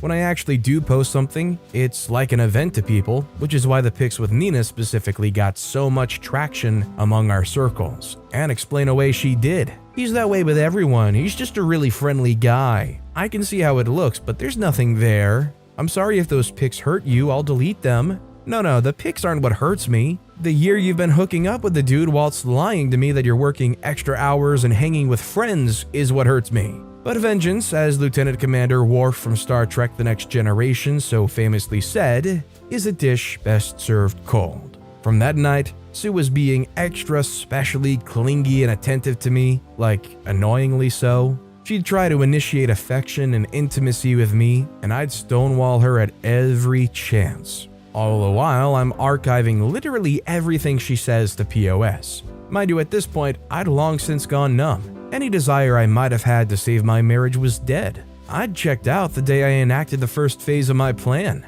She's confiding in him that I've gotten worse, that she doesn't know what to do, and she feels like I absolutely hate her. I do. Then comes the bombshell. She says she can't see him anymore, the guilt is too much for her, and she feels like karma is suffocating her. She can't risk losing me. She says that she loves POS deeply, but she still is in love with me, and she has to save her marriage before she loses me. No, my dear, you're about 8 months too late for that. POS loses his crap, saying such lovely things as, he doesn't love you the way I love you, and you're making a mistake. You can't just throw me away like this. That text chain would be the last they'd have until about 3 weeks ago. Throughout the remainder of November into December, she's stuck in limbo. She's trying to gauge where my headspace is and is still unable to tell if I'm actually being unfaithful. Meanwhile, POS is steadily blowing her phone up daily, but she's not responding to him. I'd see her check her phone often, then quickly put it away.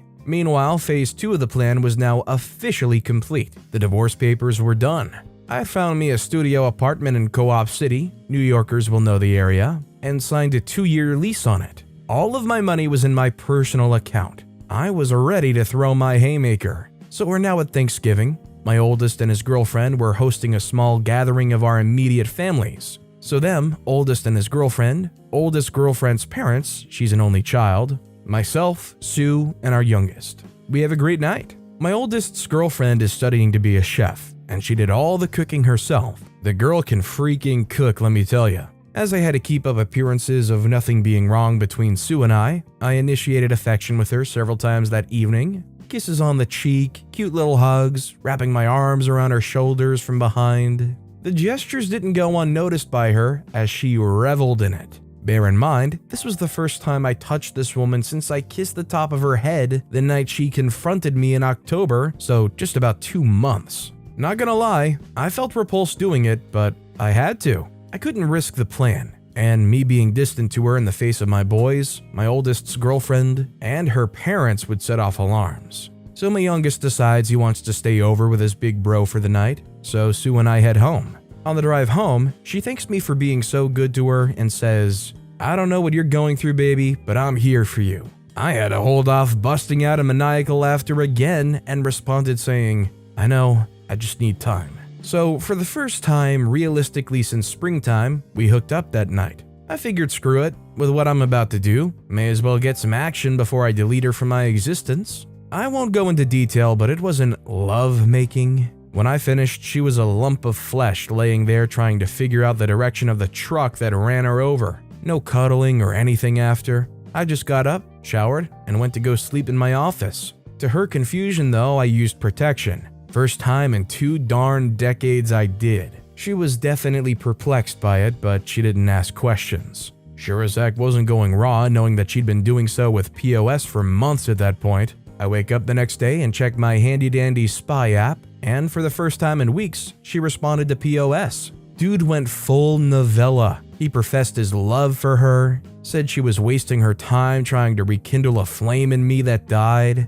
that she'd been in a prison with me for 23 years and deserved to experience the love and affection of a man that would cherish her. Mind you, this dude is 27 freaking years old, 5 years older than our oldest son. And he's that sprung on a 45-year-old married mother of two? What a grade A high-quality simp. She chose to blow up our marriage and destroy the home we'd built for this dude? A pretty boy with a soft side?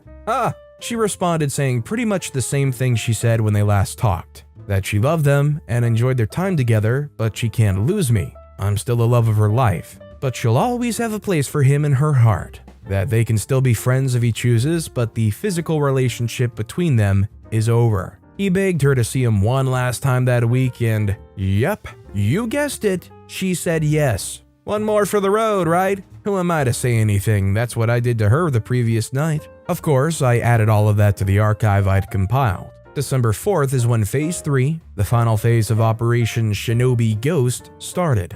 The divorce papers were in hand. My new place of residence was set up. Now I had to slowly start moving my stuff out of the house. But first, I had to break the news to my boys. I called my oldest to the house that Friday night, had them join me in my office, and laid everything on the table. Not the specifics, but that their mother had been cheating on me for over a year, and I was going to be filing for divorce soon. My 17-year-old was especially shaken up by this because he himself had recently experienced his first taste of infidelity. Yep, his first girlfriend had cheated on him just 4 months prior. Seeing his heart broken a second time at the idea that his own mother was capable of doing this hit him hard. My oldest took it a lot better and suggested taking his brother in to live with him until this blows over, to which I agreed. We packed up some of his stuff, and he asked me if I was going to be okay. I told him, yes son, I'm going to be alright. And so are you. We're going to be alright, I promise. And then they were off. The hardest part was now over, and it was now time to arm the nukes. Over the next few weeks, day by day, Oz would help me get a little of my most sensitive stuff out of the house. Gave him a list of all the definite stuff to grab while Sue and I were at work, and left him the spare key. This was all stuff that Sue wouldn't notice was missing unless he told her it was gone. I'd also gotten a new phone and a phone number, and told everyone who needed to know, Oz, Joey, Nina, my boys, Big Sis, and my mother, my new contact info. Meanwhile, I'm keeping up the ruse with Sue and she's none the wiser, trickling bits and pieces of affection to her just to keep her off the trail, whilst she's still in contact with POS. Not to the extent that they'd been prior, but there's still an emotional thing happening. The fog is faint, but it's still there. All the while, I gather everything, and I do mean everything. Every bit of data I've archived since I started the plan. Call logs, texts, pics, emails, everything, and start making printouts. Folks, I must have spent over $1,500 on staple supplies, printer ink, paper, binders, the works, and I cataloged everything in order from the beginning of the affair until that last bit 2 weeks ago, December 16th, in the binders. 14 of them.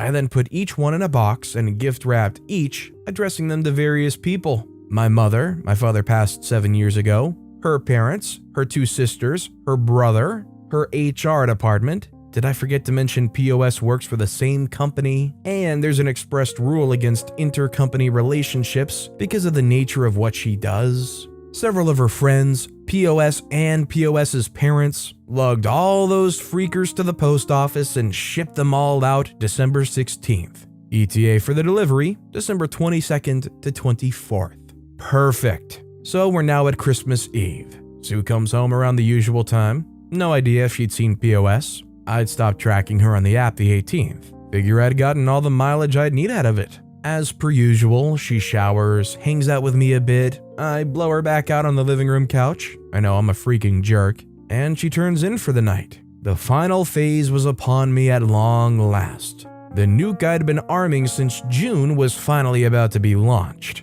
In the middle of the night, I woke up and wrapped up one of the 3 remaining binders with the divorce papers taped to the inside cover and set it on my side of the bed with a note that said "Merry Christmas" on it. Next to it, I left my old phone and the business card of my lawyer. I packed up the remainder of my most needed items, enough to fill 2 backpacks, and I left my home that I spent 23 years in for the last time. That, my friends, was 1 week ago. To Sue, I'm completely off the grid.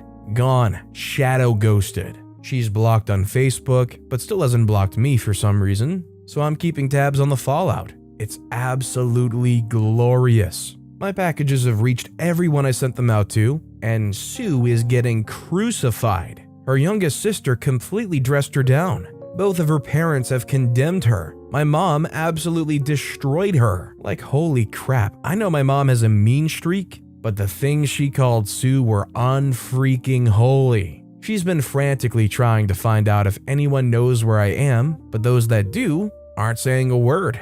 All over her Facebook feed, she's desperately trying to reach me because I'm guessing she knows I'm likely looking, but I'm not saying a freaking word to her without my lawyer present. That'll be the next time I share oxygen with her. She's got no way of spinning the narrative to paint me as the bad guy because I've exposed her to everyone who matters to her. And from what a mutual friend who works in the same company as her said, she and POS apparently are being put on administrative leave as of tomorrow. So yeah, chances are she'll be going into 2021 unemployed. As for the final 2 binders, well, one's been turned over to my lawyer as my final bit of evidence for my impending divorce. And the last one I put in my storage unit to be burned in Joey's fire pit when the divorce is final. Do I feel guilty about this? No, not even in the slightest. 23 years I did right by this woman.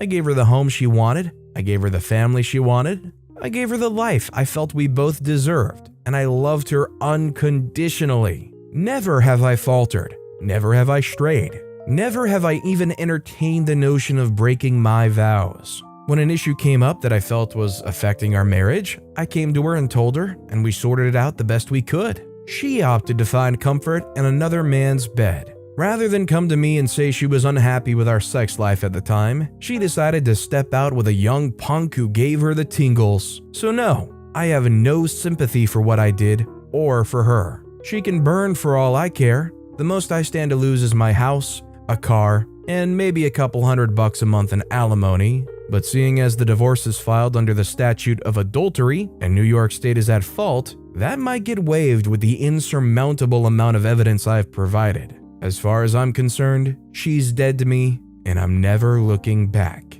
If you were in such a long-term, lifetime-level relationship, would you have the ability to wait as long as OP did to enact this level of revenge? Or would you just have to call them out on it right away, kick them out, get it going as soon as it happened? Let me know how you would handle something like this in the comments down below. Beat me up? I'll run you over. This story's not mine, neither of anyone I personally know, but it's something that happened where I lived and it became news last week because of how gruesome and stupid it was. As it's public and on the news, I'll try not to give names as to not expose even more the parties and their families. This happened last Sunday, April 21st. The revenge victim in the situation was an MMA fighter and the perpetrator was his Uber driver. I'll refer to them as Fighter and Uber. That night, the Uber picked up the fighter and some of his friends in a planned neighborhood in the suburbs of my city. The group was supposedly drunk and were screaming and making a huge fuss inside the car, which annoyed the Uber. He asked them to stop, which they did for a while, but soon after started again.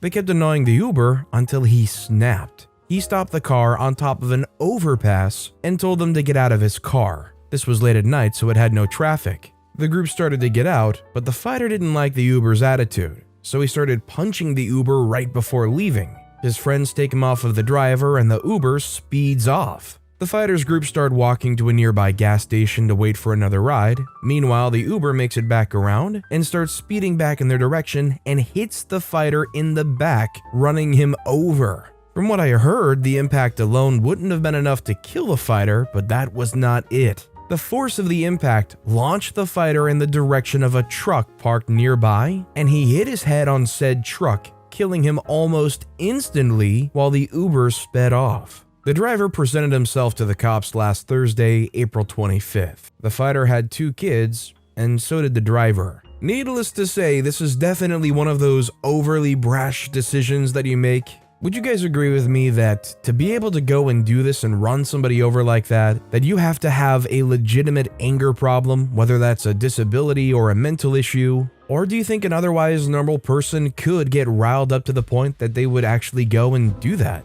Let me know what you guys think in the comments down below. Our next story is from an anonymous poster. My mom's abuser gets what he deserves. This happened when I was much younger, and frankly, I'm not ashamed. After divorcing my dad, my mom hooked up with a dude who was really into drugs. I was 14 at the time. After hooking up with him, she pretty much abandoned me. I went a year without seeing her, and around 15 I finally saw her again. She was as thin as a twig and had a black eye.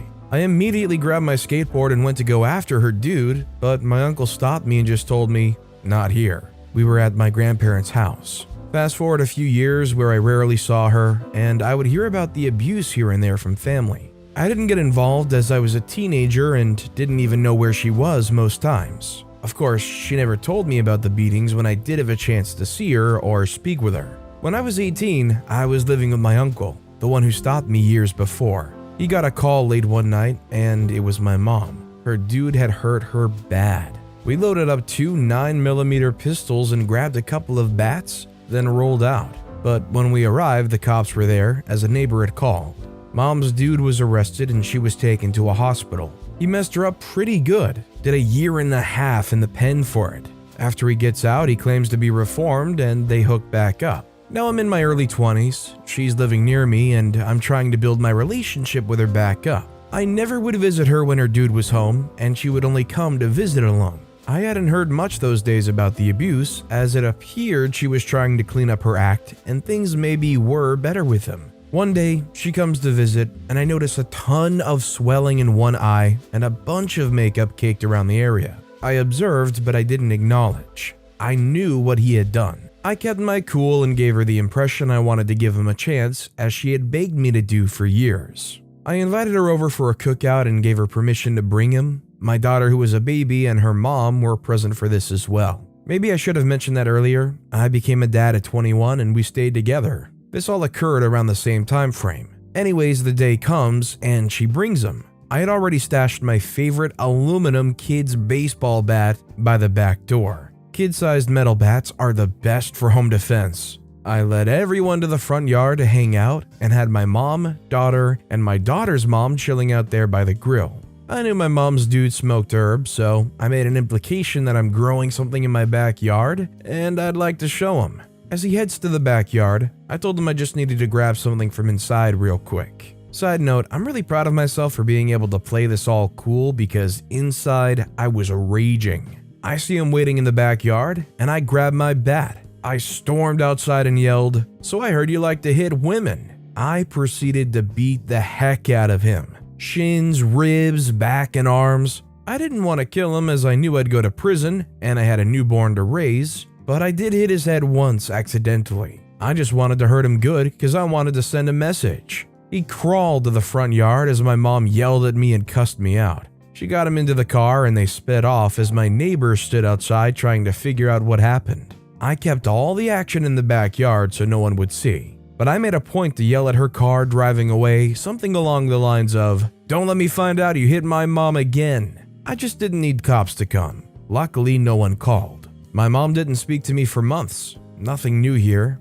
I ended up catching up with a mutual acquaintance, and I found out I cracked ribs on the dude, and he had severe bruising all over. He couldn't really get around for a few weeks. Mom's dude asked said acquaintance whether he should seek revenge, but Mom's dude was told he earned it, so he just accepted it and didn't move forward. I think he knew that if he did seek revenge on me, that my family, very old school, rural country type family, would help him disappear, so I owe them gratitude for their understood protection of me. They tried to help my mom, their sister, but she would just disappear with her dude anytime loved ones tried to intervene. She is a grown woman after all. That's my story. I'm not ashamed. First time I've ever told this publicly, but all these years later, it feels good to let it out. Well, I'm not saying a kid's baseball bat is the answer in this situation, but considering what was going on, you can't really blame them too much for feeling that way and doing that. I mean, if it's your own mom and you care about her a lot and you see that happening to her, they show up, silently trying to downplay it, knowing the turmoil they're going through, how can you not want to do something like that?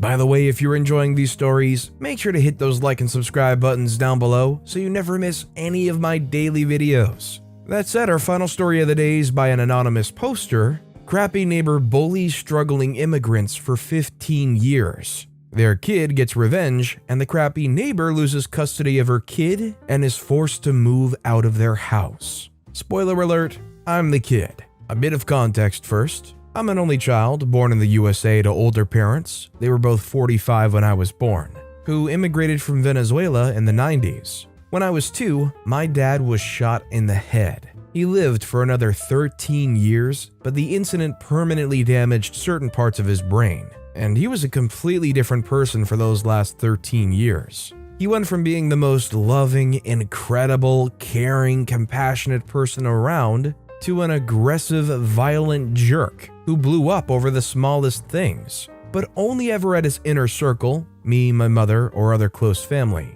He always managed to keep his composure around strangers for fear of someone calling the police and him getting arrested, but he would later let it all out on my mom and myself, admittedly mostly me. After the shooting, he could never work again, and my mom was forced into the position of being the family's sole breadwinner. We lived in poverty for many, many years because the USA wouldn't recognize her college degree and she couldn't afford to go to college again. So she couldn't work in her field and had to start at the bottom of the ladder. That eventually passed when I was 15 of issues related to his shooting. Now, when I was 7, my parents decided to move into a town with a better reputation for their schools than the one we were currently living in so that I could attend a better school. They bought a house literally on the edge of town.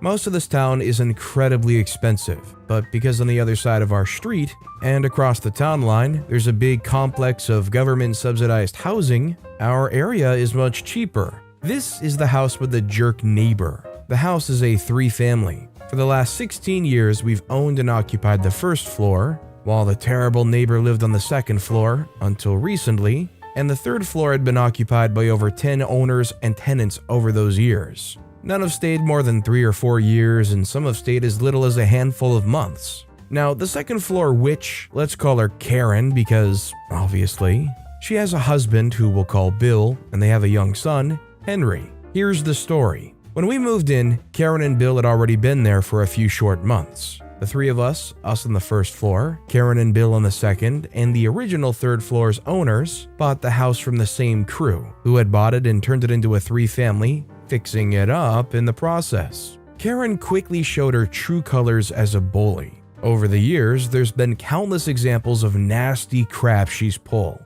Her husband Bill is an immigrant himself and doesn't speak very good English. He's very submissive to her and does whatever she wants, but in front of other people, makes himself out to be physically dominant. In our first years here, they used to fight a lot, which we regularly heard from downstairs. They would yell, sometimes for hours, and occasionally it seemed like things got violent. Henry was born maybe 10 years ago. He doesn't factor into the story until much later. But anyways, the point is, whatever Karen's done, she's always gotten away with it. Here's a couple highlights. My mom always took pride in how well she took care of our trash bin and recycling bin. Every month, she'd give them a quick rinse after that week's trash day, just to make sure that they wouldn't develop a smell or a colony of bacteria wouldn't move in. Karen apparently wasn't so diligent, and one time, her recycling bin got really nasty. And I mean really nasty. So she just left it out back. Context, behind the house isn't a backyard. It's just pavement with a parking spot designated for each unit, and began using ours. Lo and behold, ours started to get nasty, and Mom quickly went from spending a quick 3 minutes rinsing it out every month to about 45 minutes scrubbing with soap and water to clean it out. Eventually, we decided we'd had enough, and she and Dad sent Karen and the third floor tenants of the time a polite but firm email that basically said, "Whoever started using our recycling bin, please stop and use your own.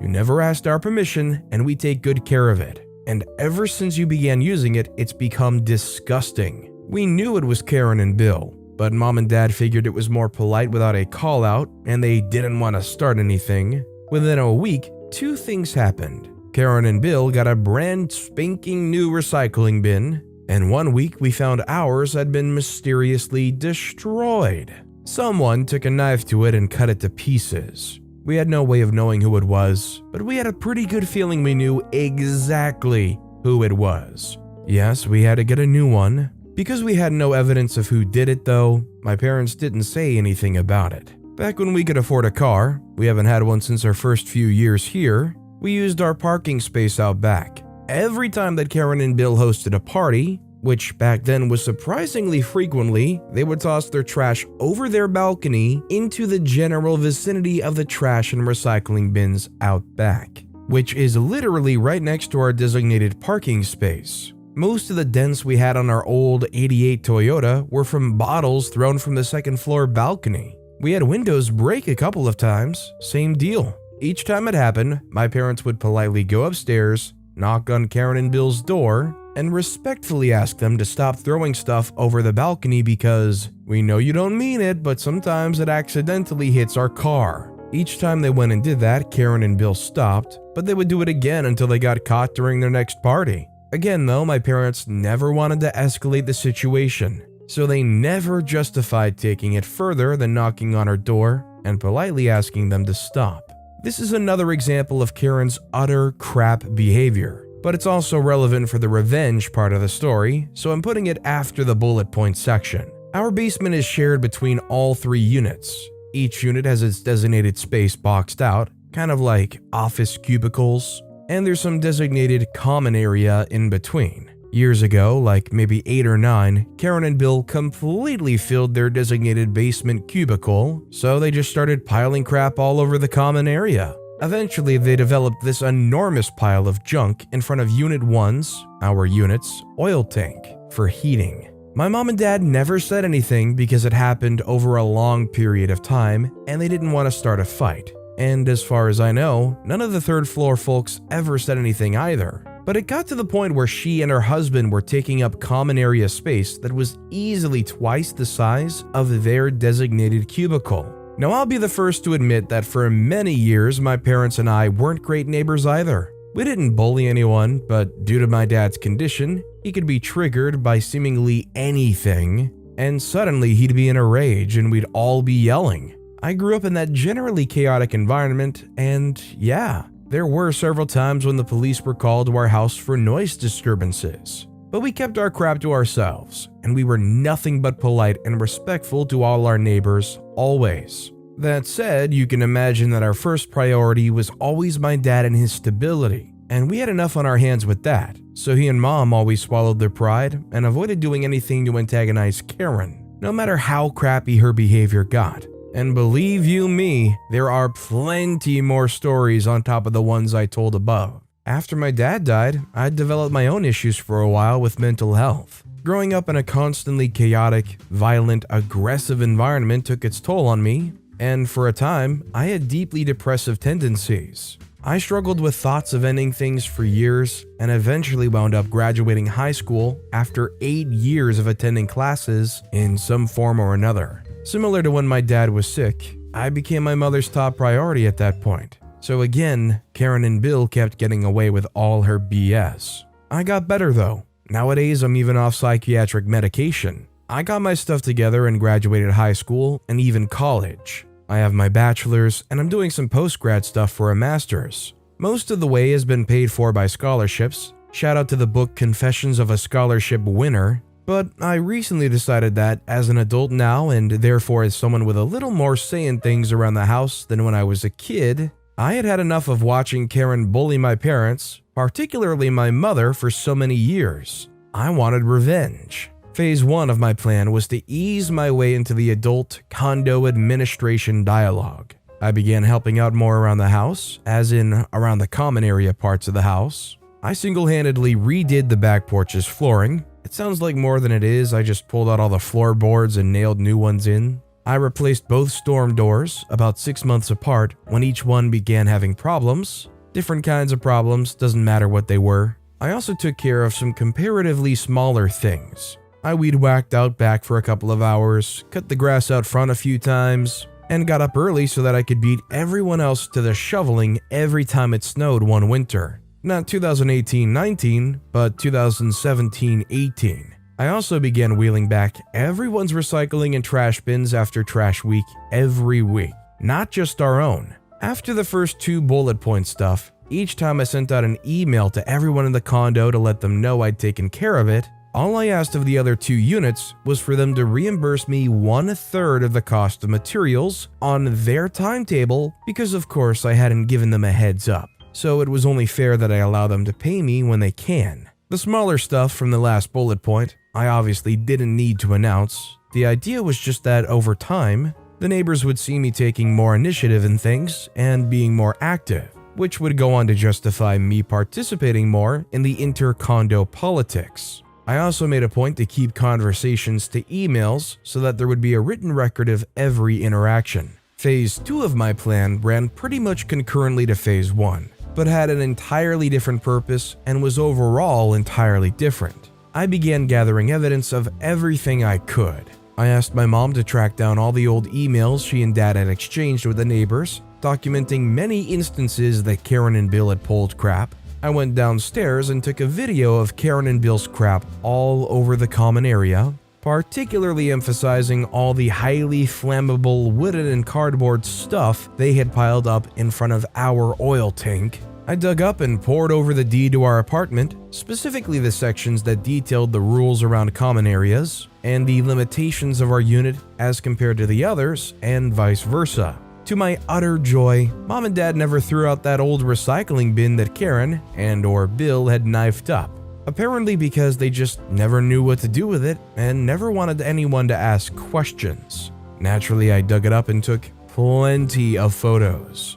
I did one other evidence-gathering thing that needs a bit more explanation. Karen and Bill are awful parents. Mom and I regularly hear the crap they do to Henry through the very thin ceiling we have here. I'm decidedly not going to go into detail because even though I changed his name, he's still underage and I feel it would be disrespectful to him to do that. But let's say it crosses far into the realm of child abuse. This is a topic I'm particularly sensitive about because I grew up in a crappy situation myself. So believe me when I say this part is the most satisfying part of my revenge. Let's just say that every time I could hear stuff through the ceiling, I took out my phone and started a recording until it stopped. Finally, Phase 3 of my plan was basically to bait Karen and/or Bill into a trap I set. That, as it turns out, would have humongous consequences for them.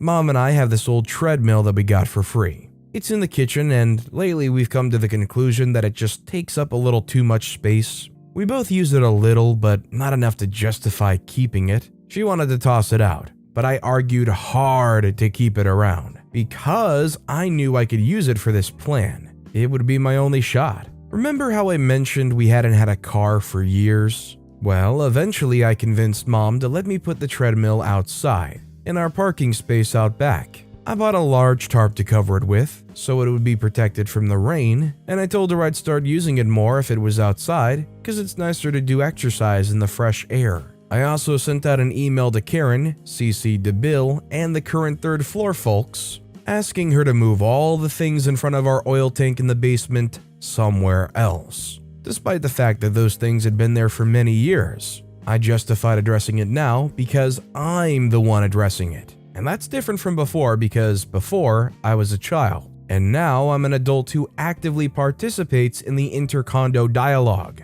I asked her to because the way she currently had it set up is a safety hazard, and I'm just following the rules. I further let her know that if she and Bill didn't take care of it within a handful of weeks, that I would have no choice but to take care of it myself. In the same email, I let everyone know that I was putting our treadmill in our parking space out back. So if anyone had any trouble with getting into their spot, to please let me know. The same day I sent out the email, I put the treadmill out back. Now, I figured nothing was going to change from all the other emails I had sent about matters regarding the condo's administration, and nothing did. She and Bill never acknowledged anything. The current 3rd floor guy didn't want anything to do with going up against Karen, so he just thanked me for the heads up about the treadmill and said nothing else. It's also important to note here that my real reason for mentioning the treadmill in that email wasn't in case anyone has trouble getting into their parking spot. Needless to say, sure, A treadmill in a kitchen is pretty freaking big and obnoxious, but a treadmill off to the side of an automobile parking space isn't really big at all. Plus, I placed it in such a way that it wasn't in anyone's way, giving everyone ample room to maneuver around. It was just there off to the side. The reason I mentioned the treadmill in that email was to alert her to its presence, and perhaps associate it in her mind with my request for her to move all her crap in the basement. I also began using it at least 3 mornings a week. I timed it so that sometimes Karen and Bill would run into me as they left to drive Henry to school. Every time I saw them, I waved and greeted to ensure they'd notice me on the treadmill. Mom also used it a few times, but she wasn't part of my plan, so I have no idea if she ever ran into them while on it. Here's the other thing I did. I set up a video camera in our laundry basket. See, we have it permanently in the pantry next to the pantry window that faces the back area. I buried it beneath clothing so that from the outside you can't even see it. But I bought a few massive memory storage-wise, not physically, SD cards, and kept the thing recording 24/7 with a timestamp. For 2 weeks, nothing happened. The camera recorded nothing suspicious, and Karen and Bill didn't move their crap in the basement. Their time was up. So one night I got up at around 1 a.m. when everyone else was asleep so nobody would hear me, and went downstairs to move their crap. Reddit, I can't express to you how much I enjoyed this. I bought a GoPro, strapped it to my noggin, and carefully recorded the entire hour and a half of moving stuff around. I took the enormous pile of junk in front of Mom and I's oil tank and found a way to fit it all into their designated storage cubicle. In the end, it was packed. I have mild OCD, and I nearly exploded at the end from how well organized physically everything was, so that everything was neatly packed together and all of the space was used at maximum efficiency. It was glorious, packed from floor to ceiling, and almost wall to wall all around. If you can just imagine one massive near-perfect rectangular prism of junk, that's what I created. It was a masterpiece. I was so proud. On the side the door was on, there was enough space to walk to either wall, but you couldn't move into it anywhere. I got back upstairs into our apartment and couldn't sleep the rest of the night. I was beyond excited. I wound up watching Infinity War to prepare for Ant-Man and the Wasp's then upcoming release. Sure enough, Karen and Bill took the bait. I must have been at school or work when they first discovered the basement, because I never heard a thing about it. In hindsight, it's probably best I was out, even though I would have savored those angry shrieks like nothing ever before. In any case, within a few days, we discovered our treadmill destroyed. Similarly to the recycling bin of years past, it had been knifed up. I can imagine they probably wanted to straight up take a hammer to it, but they didn't really want to make much noise. So they wound up tearing the thing apart with a really big and a really sharp knife. They had seen we were using it, and aside from our trash and recycling bins, it was our only property that they had access to at that point. Several years back, I filled up the rest of the wall of our basement cubicle and installed a door with a lock. So our cubicle was now sealed off to everyone else, but the others are open and anyone can enter. Plus, I can imagine destroying a $1,000 treadmill is infinitely more tempting than a trash or recycling bin, so they went for it in retaliation for my stunt in the basement. After moving their crap in the basement, I started timing my treadmill use differently so that I wouldn't run into them. As soon as I saw it after they destroyed it, I went straight to the camera I had set up in the pantry. It caught the whole thing.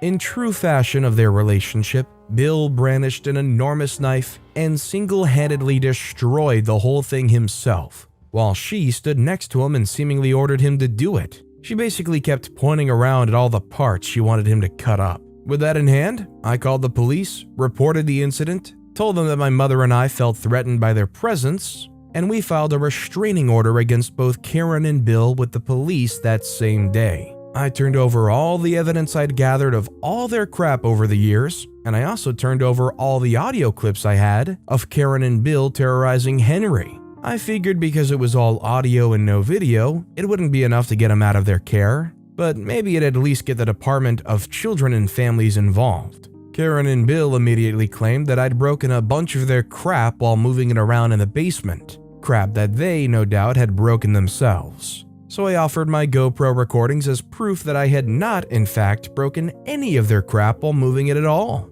The restraining order a person's allowed to file with a police report is always temporary, but you can always petition the court to extend it. Once Mom and I did that, it was granted. At that point, Karen and Bill hadn't been legally allowed to go back home for about a week. And since it became a longer-term restraining order, they were basically not going to be allowed to live in their own home for several years. Soon they made the obvious choice to sell the house and move elsewhere. Needless to say, selling a house you're not allowed to be near is a difficult task. And moving all your stuff out of said house is even more difficult, particularly when you have so much of it. They wound up coordinating the entire house's sale from afar, with their realtor being the only person who came around to show the house. Once it was time for them to move, some relatives of theirs came around and packed everything up and loaded it into a truck. Also, I was right. Based on my recordings alone, Henry wasn't taken from their custody, but DCF did get involved. I heard from their family that came around to pack their crap up, though, that Karen and Bill did wind up losing custody of him. They didn't say much as to why, but they basically implied that the abuse ramped up a lot after everything went down between me and Karen and Bill, which is the only part I feel guilty about, but in the end I hope this is a situation where the end justifies the means. At which point Department of Children and Families was already sniffing around, so they wound up losing custody of him anyways.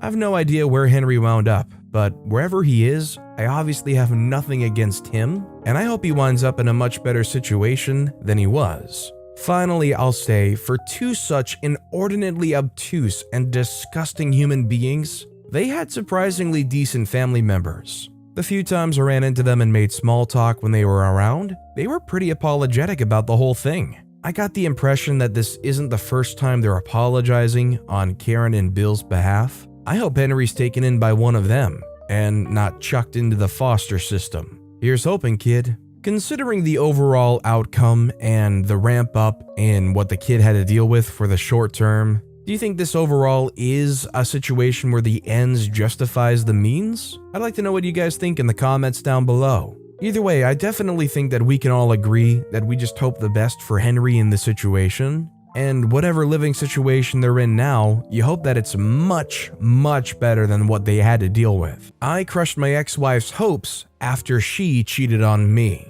Bit of background. I'm 36-year-old male as of now. The characters have been a bit altered by their names. Rebecca, my ex-wife, now 34. James, my college buddy, and the guy Rebecca cheated on me with. Saladin, my other guy friend. And Lisa, Saladin's cousin. So, Rebecca and I were what you call college sweethearts. We survived college and the hardships of life. Got married in our early 20s. I was 25, she was 23. Ever since we got married, things were rocky. Not from the start, but situation-wise. I was in medical while she was an accounting major. There were things that were okay with me, but was not with her. Despite being married, she acted like she was a free bird.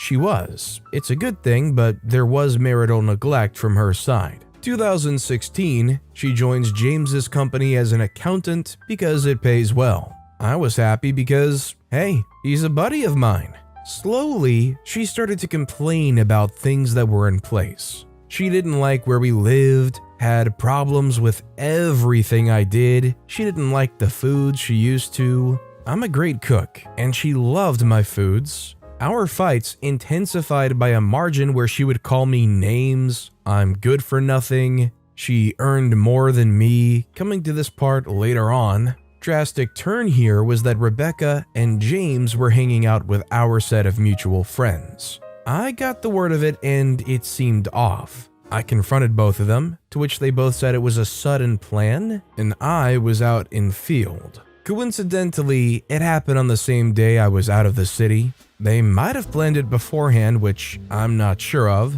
2017, the year my marriage blew up.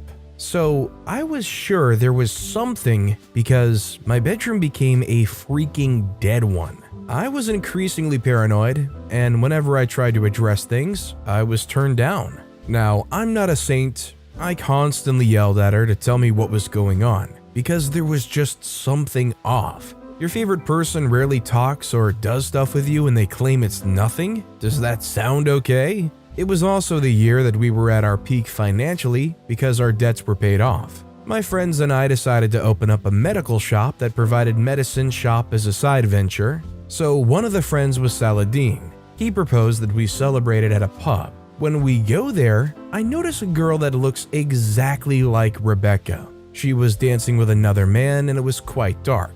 I get a closer look. Lo and behold, it's Rebecca and James dancing hand to hand. I wasn't much bothered about it because, hey, they're friends. I was here with my colleagues and she was there with hers, but it was bothering me. I decided to send her a text asking where she was. She's usually on her way home at this time. She told me she was already at home. Now that was a red flag. I told her to stop lying because she wasn't. I could clearly see her that she was getting paranoid and told me she was on her way. She left the pub afterwards.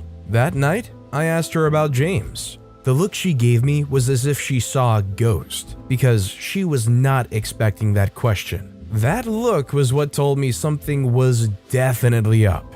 If you ask your significant other about a friend, they should act normally, but the way she acted was abnormal. That night itself, I snooped on her phone. Curiosity was killing me. The password was changed so I couldn't see the phone. The next day, I saw her password and snooped through it. There were hundreds of thousands of texts right there. Countless inappropriate photos, calling him daddy, degrading comments. My wife and I made a vow to each other that if there was ever anything we needed to explore, we would be transparent to each other. She broke that vow too. She confided in him about how much thrill she felt that night at the pub. I went through everything. What hurt the most was she herself told me if one of us ever got bored of the other or needed to spice things up, we'll let each other know. She destroyed everything. I couldn't look at her the way I used to anymore. I cried the night and confronted her stupidly without any evidence the next morning.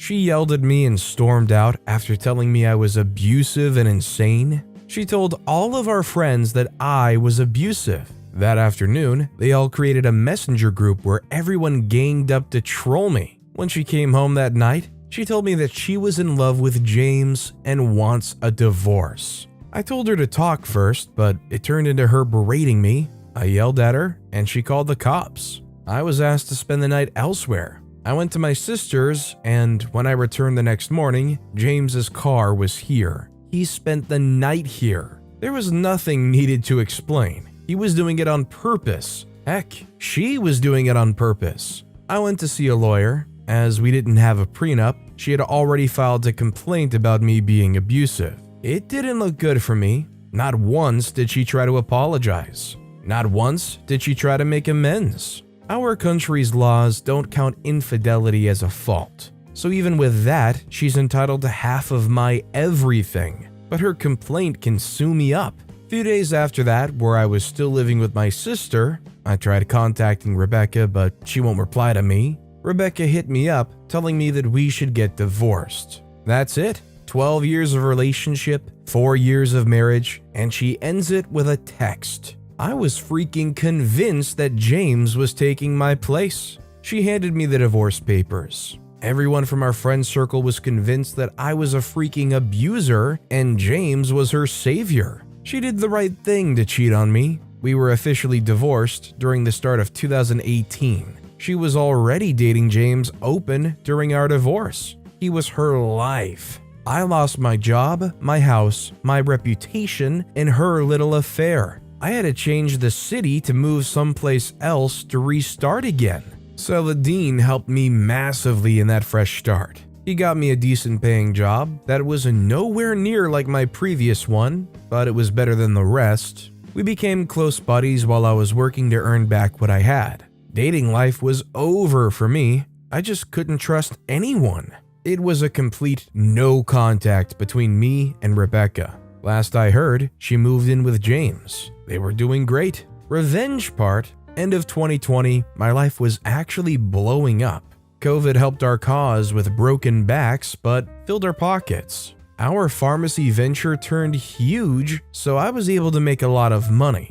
I met a friend of mine from whom I got a tip that James and Reb were done. James cheated on her and left her, but Reb had a child with James. He was absent since birth, so he didn't sign the birth certificate, so Reb is raising that child as a single parent. She tried dating, but she wasn't over me or James. The audacity. Part of me was happy with it, but gosh, I really missed her. I sent her an email asking how she was doing. She wasn't expecting to hear from me. We exchanged emails and reconnected. Our first meet was in 2021 after several years. She looked like crap. She gained weight, lost the charm, and looked utterly exhausted all the time. Frankly, just her look made my blood boil and triggered me, but I also wanted to take my revenge on her. Life had already done that on my part, but I'm a jerk. I wasn't done with her. She told me about James and reopened the earlier wounds.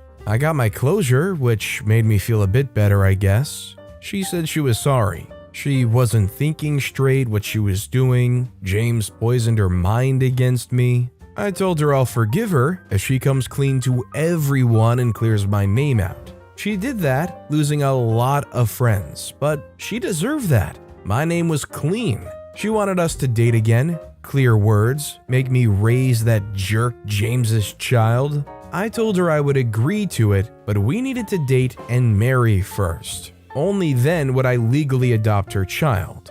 That little guy is adorable and I'd taken a liking to him. Here's the truth, I was already seeing someone. Pretty safe to say I was cheating on that woman with Reb. She was a client of mine from a different country. We were in a long-distance relationship. Reb and I were living in different cities, so I never moved in with her, but I played it well by saying that I needed travel for business. So I was only getting Rebecca's hopes up to crush her like she crushed me. We were getting intimate, but protection was used. Rebecca felt like she found love again.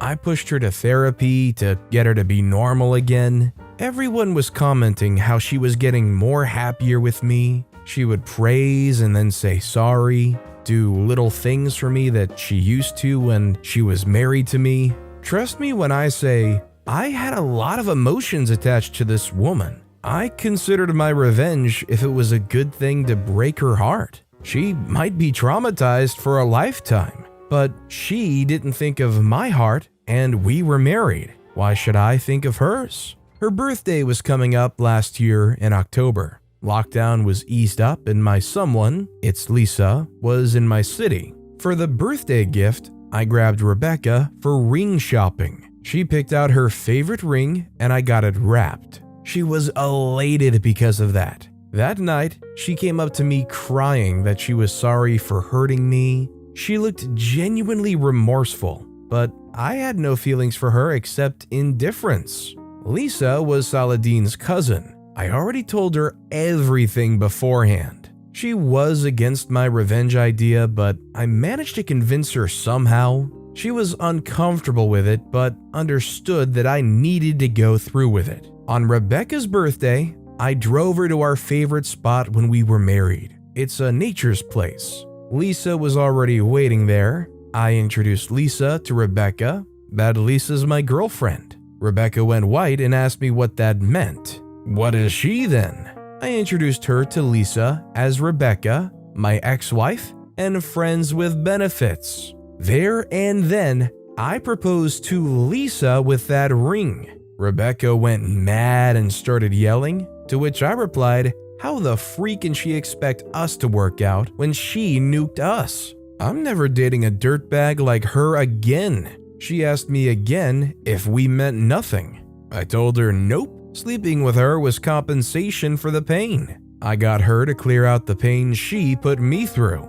Lisa was holding me back. She saw Rebecca was hurting. I told Rebecca that she needs to leave. She told everyone that I cheated and I was a jerk. This time I took it as a pride. Everyone saw the dirtbag she was. She cheated on me and made me pay a high price for a falsified abuse. Now she wants me to raise her kid and date her? The last we connected was in December of last year. She wrote me a letter that how much sorry she was because she can't imagine putting me through the pain that she already put me through. She hoped I live a better life. Last I heard, she was completely uninterested in dating. Looks crap. As for me, I and Lisa stopped dating. There were differences between us. I'd like to add an edit. People who are saying that I'm worse than my ex, can you please, at least for the love of God, point out how I'm worse than her? She cheated. I loved her, and she freaking cheated on me. She cost me my home, my job, my image, my reputation, my friends. I was an abuser to everyone. I gave her a taste of her own medicine. Yes, by hurting someone else. Now I'm worse than her? I don't want judgment. This is Nuclear Revenge, and I'm sharing my revenge stories. I may have emotionally scarred her, but that's what she did to me. So considering everything that initially went down here between OP and their wife, essentially how their wife cheated and lied about them, and how it cost OP literally just about everything, to the point where they had to give up their nice paying job and leave the city to find work elsewhere, that OP coming back to his ex-wife's life, and her new kid as a single mother, and leading them on, hooking up with them, giving them hope that maybe there's a new future together. Was that justifiable for OP? Or do you think that it actually makes OP worse than their own ex was? I'd like to know what you guys think in the comments down below. All I know is hearing a story like this and hearing all the pitfalls and all the drama, all the stress, kind of makes me worry that in future relationships, am I going to overthink? Is a situation like this something that I should have a concern about in the back of my mind? That everything's going to fall apart and I'm going to be labeled as an abuser falsely? And overall, basically, you can definitely say that this story is a nuclear revenge story. I found out my sister's been screwing my boyfriend behind my back. I get even. Little backstory first. I was born into a broken family. My father was a drug addict. My mother, on the other hand, was the kindest, strongest woman I know. Fortunately, they separated just after the birth of my younger sister, who was only younger than me by a year. I took after my mother. My sister, though, apart from my mother's looks, she got everything else from dad. Now, the thing is, my father was a horrible person, even before he became a drug addict. He was an arrogant, selfish, insufferable jerk, and not only that, he also cheated on my mother multiple times while she was pregnant with me and my sister, and he also physically hurt her. He was so horrible to the point that when he left, my mother said it was the happiest day of her life.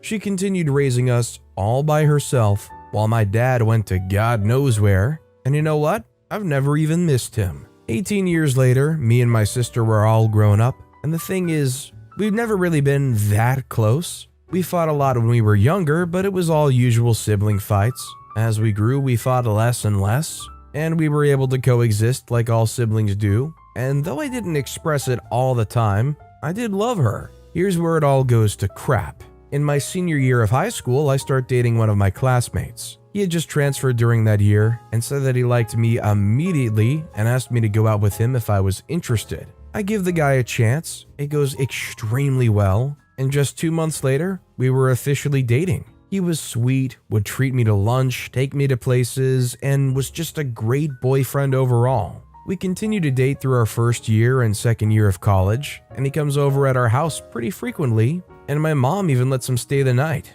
It came to the point that he would come there even when I wasn't, and I thought nothing of it. I was even glad that he felt so comfortable there. Until one day, just a month before our anniversary, I texted him that I would be home later than usual because I still had something to do in school. I was already in my third year and I was busier than I was before. Since we usually go home together, he asked me what time do I think I'll be home. And I said, probably after dinner, so he can pick me up then. He says, okay. Fortunately though, I managed to finish earlier than I thought. And instead of texting him to pick me up, I decided to surprise him by coming to his house, since it's been a while since we spent time together, and I missed him. When I got there, his sister, whom I was very close with, was visibly confused and immediately asks me what I was doing there. I told her I was there to see her brother, and she becomes even more confused and says, "He told me he was coming to your house to see you though? He left hours ago." This time, I'm the one who's confused, so I quickly turned around and went home. Thankfully, our houses were only 15 minutes apart from each other, so I got there quickly. The next 20 minutes were like heck. I come home to find his bike outside. The house was dark and I try my bestest to go inside as quietly as I could. By the time I got up the stairs, I hear it. Moans, female and male. The male one sounding particularly like my boyfriend. Tears immediately flooded my eyes. I didn't even need to see to know it was him. My boyfriend of almost 3 years screwing my sister. My feet suddenly had a mind of its own and I yanked the door open. I was seething at this point. The witch was riding him like a mechanical bull. I stood there as my now ex pushes her off of him, shocked as he puts his clothes back on in light speed and starts spewing excuses. I wasn't listening at all. I was sobbing so much I couldn't breathe. The jerk follows me all the way downstairs, and I yell at him that if he doesn't leave that instant, I would tell his entire family. He leaves, and I was left with my sister. I couldn't even look at her. I stayed downstairs calming myself down until my mom came home from work. She immediately notices something's wrong, but I don't tell her yet. Dinner starts, and I felt like crying again. And you know what's even worse? When my sister came down and sat just across from me, I saw no hint of remorse or guilt on her face. Absolutely none. I felt sick. I wanted to vomit. And I swear that at some point during dinner, that evil witch even smirked. A week goes by, and I don't say anything. I was so hurt. My ex wasn't saying anything too. No phone calls, text, nothing. And so did my sister. Not a single freaking sorry. I felt so defeated. I was crying multiple times a day and I couldn't even focus in school. One day I finally snap and I tell my mother everything. She was extremely disappointed. She scolds my sister, but she didn't even seem to care. And then suddenly I remembered my ex had told me his passwords. He had told me early in our relationship, and I never bothered to open them because I was never the type to go through my significant other's messages. I trusted the freaker, and this is what I get. Anyway, I managed to open his messenger account, and there I see hundreds of messages between him and my sister. I felt weak in the knees. It had been going on for almost 4 months then. I took screenshots. Turns out they'd been going out while I would be at school. All 3 of us were from different schools. My sister couldn't get into mine because her grades were too low, and so was my boyfriend's. My pain quickly turned into anger, and I wanted nothing more than to make them both pay. I couldn't stomach the sight of my sister. The fact that she would go behind my back like that over some guy made me freaking sick.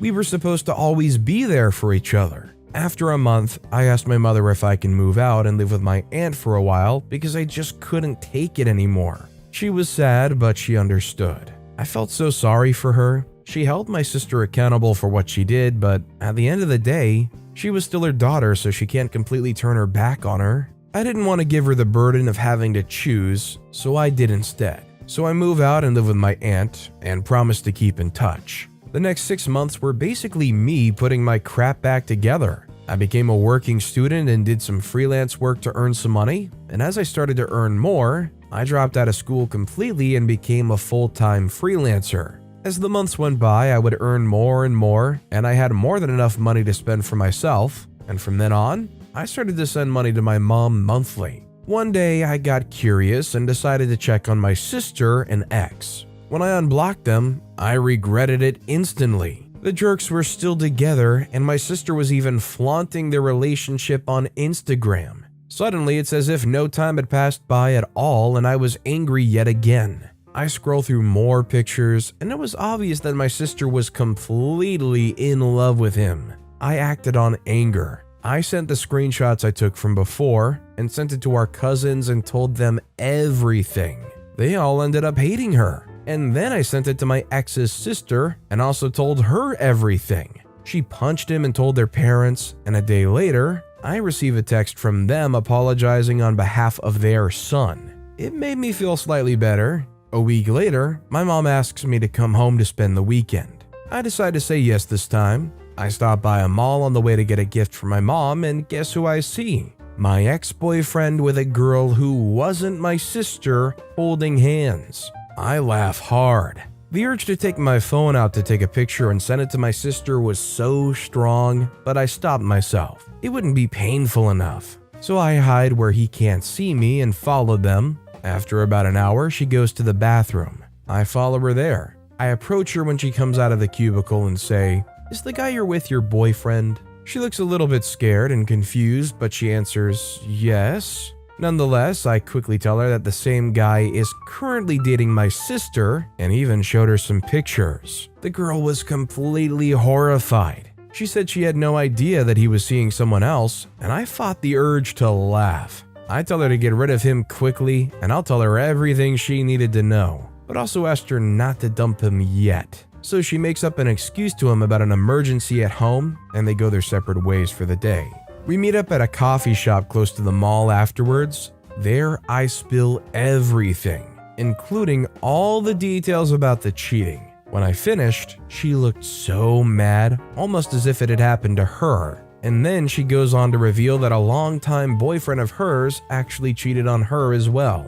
We talked some more, and as time passed by, I came to discover that the girl was actually really sweet, and I felt sorry that she became a victim as my ex as well. She asked me if I was going to get revenge, and I said yes, but I needed her help. But I also told her she could say no if she didn't want to, but she said she wanted to help. So I told her my plan, and she was all for it. I came home that night excited, my mom seemed pleased, and my sister looked a little pissed. I didn't give a freak though, since I had the knowledge that my ex-boyfriend, the guy she destroyed our relationship for, was on his way to destroy her. The girl and I talked for the next 3 weeks I was there, and she would send me screenshots of her and my ex's convo, and also pics of them together. We continued to talk even after I came back to my aunt's house, and exactly 2 months after we met, the plan was finally in action. It was a week before my ex and my sister's anniversary. Yes, they had an anniversary, and I was about to give her the greatest gift. By that time, my ex had confessed to the other girl about his relationship with my sister, but she told him that it was okay and that they could still be together because she didn't care. Little did he know, her and I were basically best friends now and had come up with a master plan to ruin his life. I come home again and spent the week there leading up to their anniversary. It was the longest week of my life. The day finally comes, and after my sister leaves to go to his house, I wait a few hours. Then I FaceTime his sister to ask if the two jerks were home. She says yes. Then I send it. Dozens of pictures of my ex with the other girl and screenshots of their conversations. Ones where he was telling her how much he loves her and how he's planning to leave my sister for her soon. There was one where he even expressed how annoying he found her and that he sometimes wants to strangle her. A whole bunch of other screenshots where he insults her, calls her stupid, desperate, and many more. He also said that she was awful in bed and was way too noisy and that he barely touched her the past few days. Ouch. But it wasn't enough for me. The final touch was a 3-minute long video of my friend and my ex screwing. Yes, she gave me her full consent to send it. She was on top, exactly how I found my sister and ex before, and she was galloping to oblivion, but I cropped it so her face wasn't shown, but my ex's was in full view. It was hilarious. The jerk was enjoying it so much, and I know my sister would probably have a seizure once she watches it. Afterwards, I wait. I was still on FaceTime with his sister, and after a while I hear it. Screaming, objects being thrown, more screaming. His sister comes upstairs to check on them and I hear everything. My sister was sobbing, and what's even more screwed up is that my ex didn't even try to deny any of it and asked her to just leave. Her sister and I talk some more, and she tells me how she's never liked my sister and so did their parents. They said that they would ignore her whenever she would come by at their house. She would even ask about me sometimes just to piss her off. After about an hour, my sister finally comes home, and I sat there grinning like a devil as she steps into the living room, face puffy from crying. We make eye contact and I smirked at her and said, "You deserve it," before going upstairs. I don't speak to her again, and for days she refused to even leave her room. The satisfaction I felt was through the roof, and I even told my mom that I could move back in now. But it didn't end there, because my ex had gotten my sister pregnant. A huge part of me wasn't shocked, but my mom was of course disappointed. We had to tell the rest of our family, and they were all disappointed with her as well. Before she gave birth, my sister told my mom she was gonna move in with my ex's family since they had to take care of their baby, and my mom refused to let him step foot in our house again. But since our houses were really close to each other, she agreed. It was pathetic. It was obvious that she still wanted to be with him even after everything he did, but hey, wasn't my problem anymore. But according to my ex's sister though, her parents weren't too happy about the whole thing. And although my ex said he would take responsibility of his child, he didn't want anything to do with my sister anymore. Freaking jerk. So I continued to live my life, working, going out, and focusing on becoming even better. It didn't take long for me to finally be happy again, and all the pain and betrayal felt like a distant memory. I reconnected with my old friends and even started dating again. I also kept in touch with the girl who helped me with my revenge. She, of course, dumped my ex, broke up with him just the day after it all went down, and we're genuinely good friends now and meet when we can. I don't keep in touch with my sister at all, but according to my ex's sister, she's absolutely miserable because she had to drop out of school and my ex barely spoke to her and would always be gone, sometimes for days, and even brought home girls on multiple occasions and hooked up with them in that same house my pregnant sister was in. He also wasn't there when she gave birth. I didn't feel sorry for her at all since she chose to stay with him, but I did feel sorry for the kid for having those two jerks as his parents. They would go to our house at least 3 times a week to see my mother, and my sister would completely ignore my existence. Guess what? The witch still hasn't apologized. I didn't really care at that point, so I ignored it. But one time, I kindly offered to buy her some baby clothes, and she fixed me with the nastiest look before saying, "We don't need your freaking money." I was appalled, and then I was pissed again. Alright then, if that's how she wanted to play. Funnily enough, I ran into my ex at a bar just a couple of days later. He looks freaking terrible, and I question what I even saw in him. He sees me and actually looks happy. I, on the other hand, no longer felt anything for him, only disgust. He tries to make conversation, telling me I looked great and even apologizes. I was shocked, but his apology didn't really mean crap to me anymore. Later that night, I received a bunch of messages from him. He was apologizing again and went on to say how much he regrets cheating on me before begging for another chance, and swears that this time things would be different and that he was gonna change for me. I laughed so hard I fall off my bed. The ocean would dry up before I'll even think about taking his butt back. But since my sister pissed me off once again and I was feeling a little petty, I sent her the screenshots of those messages with the caption, "This your baby daddy?" I knew she was still in love with him, even after everything, and I knew that it would hurt her to see how he's willing to change for me, but not for her, the mother of his darn child. He barely even gave her money for their child. It was only ex's parents and my mom who supported her financially. She blocked me. And no, I don't ever take my ex back. Last I heard, he started using drugs. Fast forward to now, I continue to thrive while she continues to be miserable. We recently had a family reunion, and at one point she says to our relatives that she's having a hard time, and one of our cousins looks her dead in the eyes and says, "Well, maybe if you hadn't screwed your sister's boyfriend, you wouldn't be in this position." She was absolutely dumbfounded and there were tears in her eyes. I almost choked on my wine to keep from laughing. She probably didn't think they knew. Well, now she does, and they all didn't bother to hide how much they despised her. She had no one on her side and was considered the disappointment of the family, but she only has herself to blame. With stories like this, I usually like to ask you guys if they deserved how the outcome really turned out, but honestly, considering everything that happened here, I think it's totally just what happened. For those of you that are close with your siblings or even cousins, if you found out your cousin went and cheated on their sibling like that, will that completely sour how you feel about them for the rest of your relationship? Let me know what you guys think in the comments. What's his most prized possession? I will destroy it. This happened back in 1989.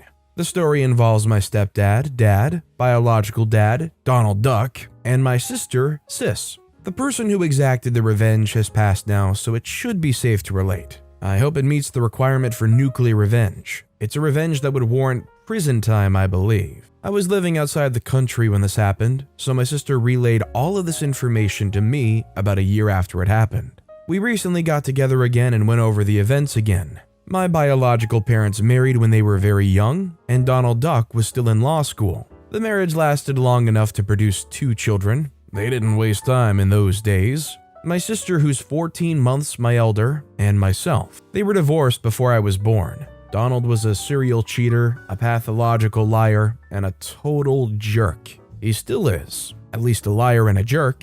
He's in his mid-70s now, so maybe not so much with the cheating. The fact that he's still working as a lawyer, I think, is indicative that he was never a good one, as he evidently doesn't have enough to retire. I've looked up reviews on him online, and it's funny to see that most reviewers say that he's not only a terrible lawyer, but a horrible person. When Sis was 22, she was a single mother, and my nephew, her son, was around 3. Her company transferred her to another state. She discovered that Donald Duck lived in a town near her new work location and thought that he might be able to help her get her bearings in a new place. For a short time when we were teenagers, he had some sporadic involvement in our lives after moving to a neighboring city. It was mostly him trying to impress us with how cool and rich he thought we should think he was. So, though it had been a few years since she had seen him, it's not like they were complete strangers. In any case, Donald Duck agreed to let Sis move into his apartment with him, his girlfriend at the time, of course, many years his junior, and her 9-month-old child, not Donald's, until she was able to find her own place. He also offered to allow her to keep her belongings in his storage unit. Sis took him up on his offer. Never did Donald Duck make any reference to being paid for the use of the storage unit or paying for the utilities at the apartment. Sis stayed 3 months and did her best to get out as quickly as she could and as far as she could once she became more familiar with the area. Living with him was hard. Did I mention he was a jerk? And her young son would find his pregnant lady porno mags around the apartment. This is obviously pre-internet. Mr. Duck's young girlfriend was able to help with babysitting, something Sis paid her for. So Sis gets her own apartment, but all of her things, her son's toys, furniture, her furniture, household items, everything but her own bed was still in the storage unit. So she called him to figure out how she could get her things back.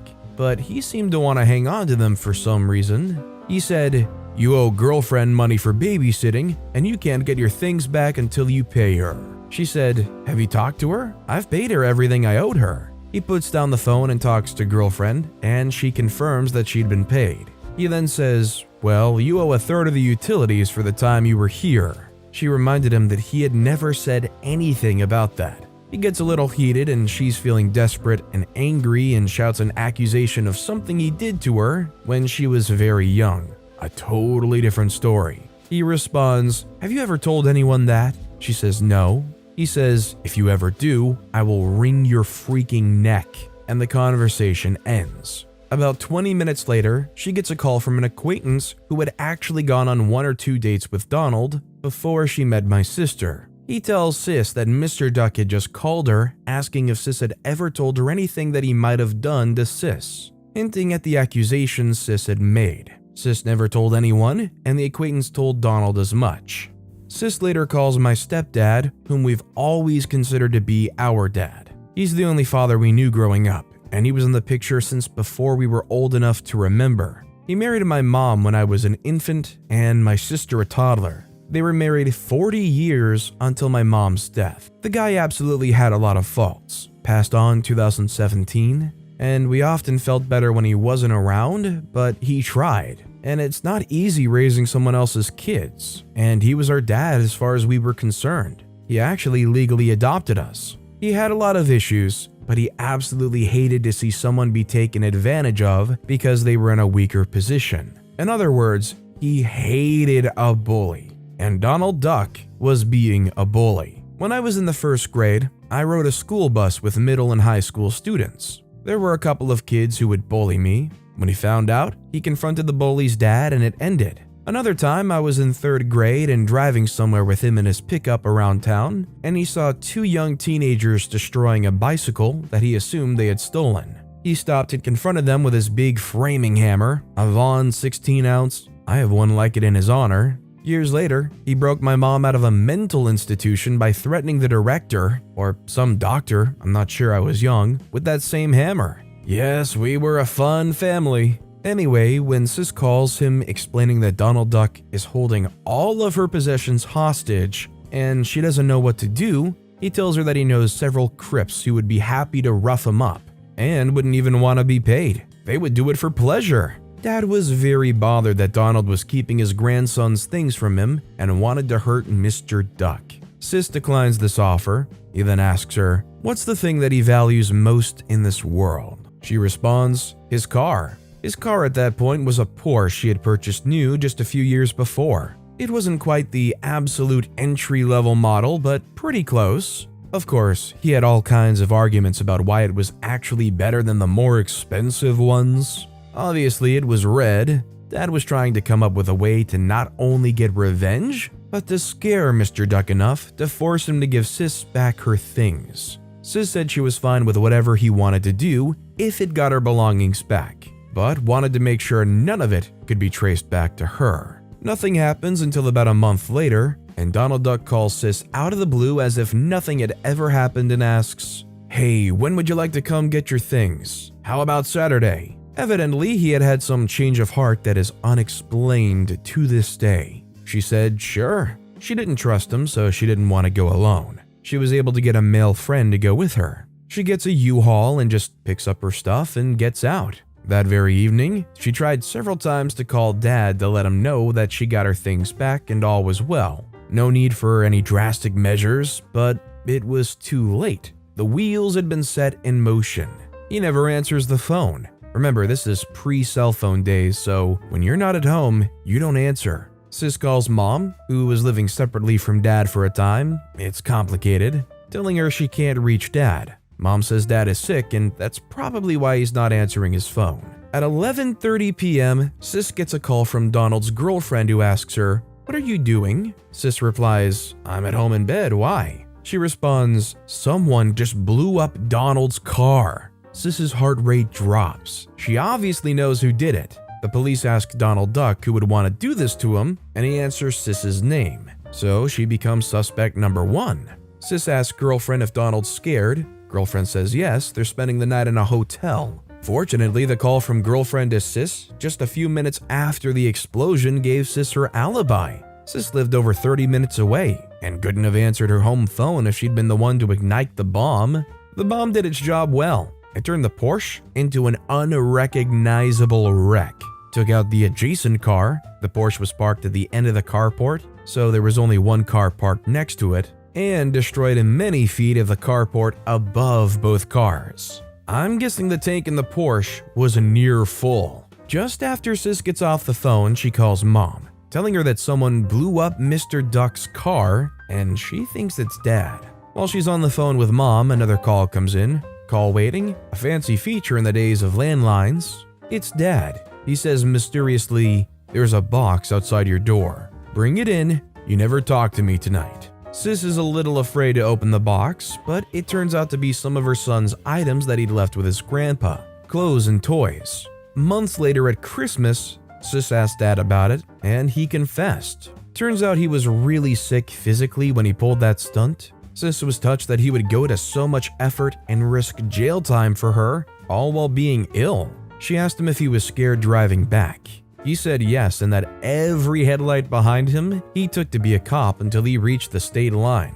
Sis found out from girlfriend that the cop said the job was very amateur. Certainly not the work of a professional, but hey, it did the job. Dad told Sis he had asked a coworker who was once a member of the aforementioned Crips about how to make a car bomb, and she instructed him. He always did love blowing things up. When I was 13, we bonded over crumbling up the old colored sparklers into powder. I don't think they make colored ones anymore, but they burned hotter. Funneling the powder into a spent CO2 cartridge, using another sparkler as a fuse, and making bombs powerful enough to blow up those old metal milk cans that hold a few gallons. It was the 4th of July. Anyway, Sis says that it was some sort of Molotov cocktail stuffed into the tailpipe, but I'm not sure how that would work. My idea of a Molotov cocktail is a 750 milliliter sized bottle, like a wine bottle or a fifth of booze, which would not fit into the tailpipe of a 4-cylinder Porsche, I wouldn't think. I'm guessing the diameter is no more than 2 inches, not big enough to fit such a bottle. Maybe he used a smaller bottle or simply a smaller container of some kind, not a bottle, filled with something very ignitable. I truly regret not discussing it with him personally, but we weren't close since I left home. If you didn't need him, he had a hard time having a relationship with you. Plus, I was married to a woman for many years who kept me from my parents and siblings, so I don't have better details. Thank God that 25-year marriage is over and my current wife loves my family. Sorry, but the story's true. One hilarious detail: Donald Duck continued to father offspring and date very young women. His current wife is my age exactly, and he has a daughter many years younger than my youngest child. A couple years ago, I had a conversation with one of these half-sisters. A marvelous person despite half of her DNA. Her mother was never married to Donald, and this sister is the age of my youngest daughter. I told her the story of the exploded Porsche. She found it very amusing because she says Donald loves to tell a story about how he was prosecuting some mob bosses and a couple of thugs came to his door trying to threaten him. Of course, being the big, bad, brave man he is, he did not back down. And what was his reward? Those thugs blew up his car. I think it's hilarious that he tells this story to his children, but now they know the truth. He is the biggest BSer I have ever met. Also, due to Donald's allegation that it was my sister who blew up his car, what? Not mobsters, but a 22-year-old girl? The condo association or whatever tried to sue my sister for the damage to the carport. It came to naught. They were grasping at straws because there was no evidence, of course, but it did scare her and cause some anxiety. All I gotta say is this guy sounds like prime POS of the year material, and in fact it goes even deeper. In the comments, OP Sis was talking about how they would tell everything to the girlfriend who was 19 at the time, and apparently Donald Duck's 19-year-old girlfriend went to a psychic, and the psychic told the girlfriend about the things that Donald Duck had done to his daughter? I mean, this whole thing from top to bottom is just such a bizarre roller coaster of directions and truths and lies and deceiving and tailpipe ignitions. I'm left honestly not even knowing what to think about this story. I guess honestly my only question is, do you guys think that Donald Duck, considering the way they conducted themselves and everything they've done, deserve to have their prized Porsche exploded? The carport damaged, the adjacent car damaged as well? Did he deserve it for being a terrible person, his abandonment of his own kids and the treatment of his own kids, the extortion they put upon OP's sister? I'd like to know what you guys think in the comments down below. Be a POS all of your life? Have fun getting stranded in a drug cartel city? This revenge was performed by my mom and her epic mind.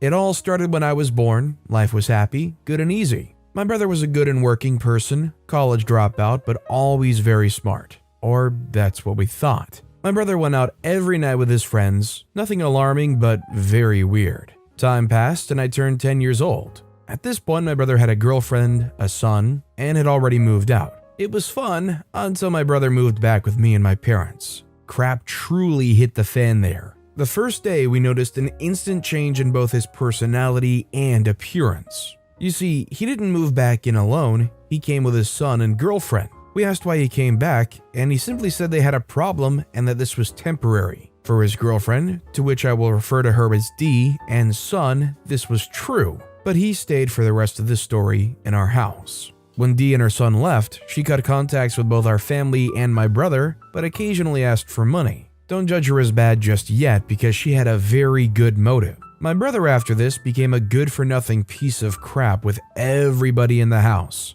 Turns out his friends were actually his dealers, for weed and that stuff. Later, we asked why they truly left the other house, and he just said, "I had a fight with her brother and dad." It was vague, but it was true. Sometime around 2018, when I turned 11, we occasionally went to visit Dee and her son. One of those times, my mom asked why she cut contact. The truth was that my brother was emotionally, physically, verbally, and sexually abusing her. She didn't press charges and still refuses to do so because of fear. My mom became enraged at him, but didn't do anything just yet. Years passed, my brother stayed in our house. Fights between my brother and everybody here became more and more common. My brother smoked pot 24/7 with 2 kids in the freaking house. I started showing signs of depression around those times. I was 11 years old. Imagine how crappy this was for me to consider ending things at that age. More time passed. It's now 2020, and his first fight with my dad, his stepdad, just happened. My mom was leaving to go to Culiacan, and right after the fight, my brother asked if he can go. My sister, which was not relevant to this story, offered to buy him a plane ticket. This is where the revenge starts. You see, my sister bought a ticket to go, but not to come back. Mom was the one to come up with this plan. My brother didn't know this at the time. Culiacan is a city known for being home to various drug cartels. Sinaloa, the state where Culiacan is pretty much horrible, more if you're like my brother. The day my mom returned is when I was notified about all of this. I was expecting my mom to come back with my brother, but she came home alone.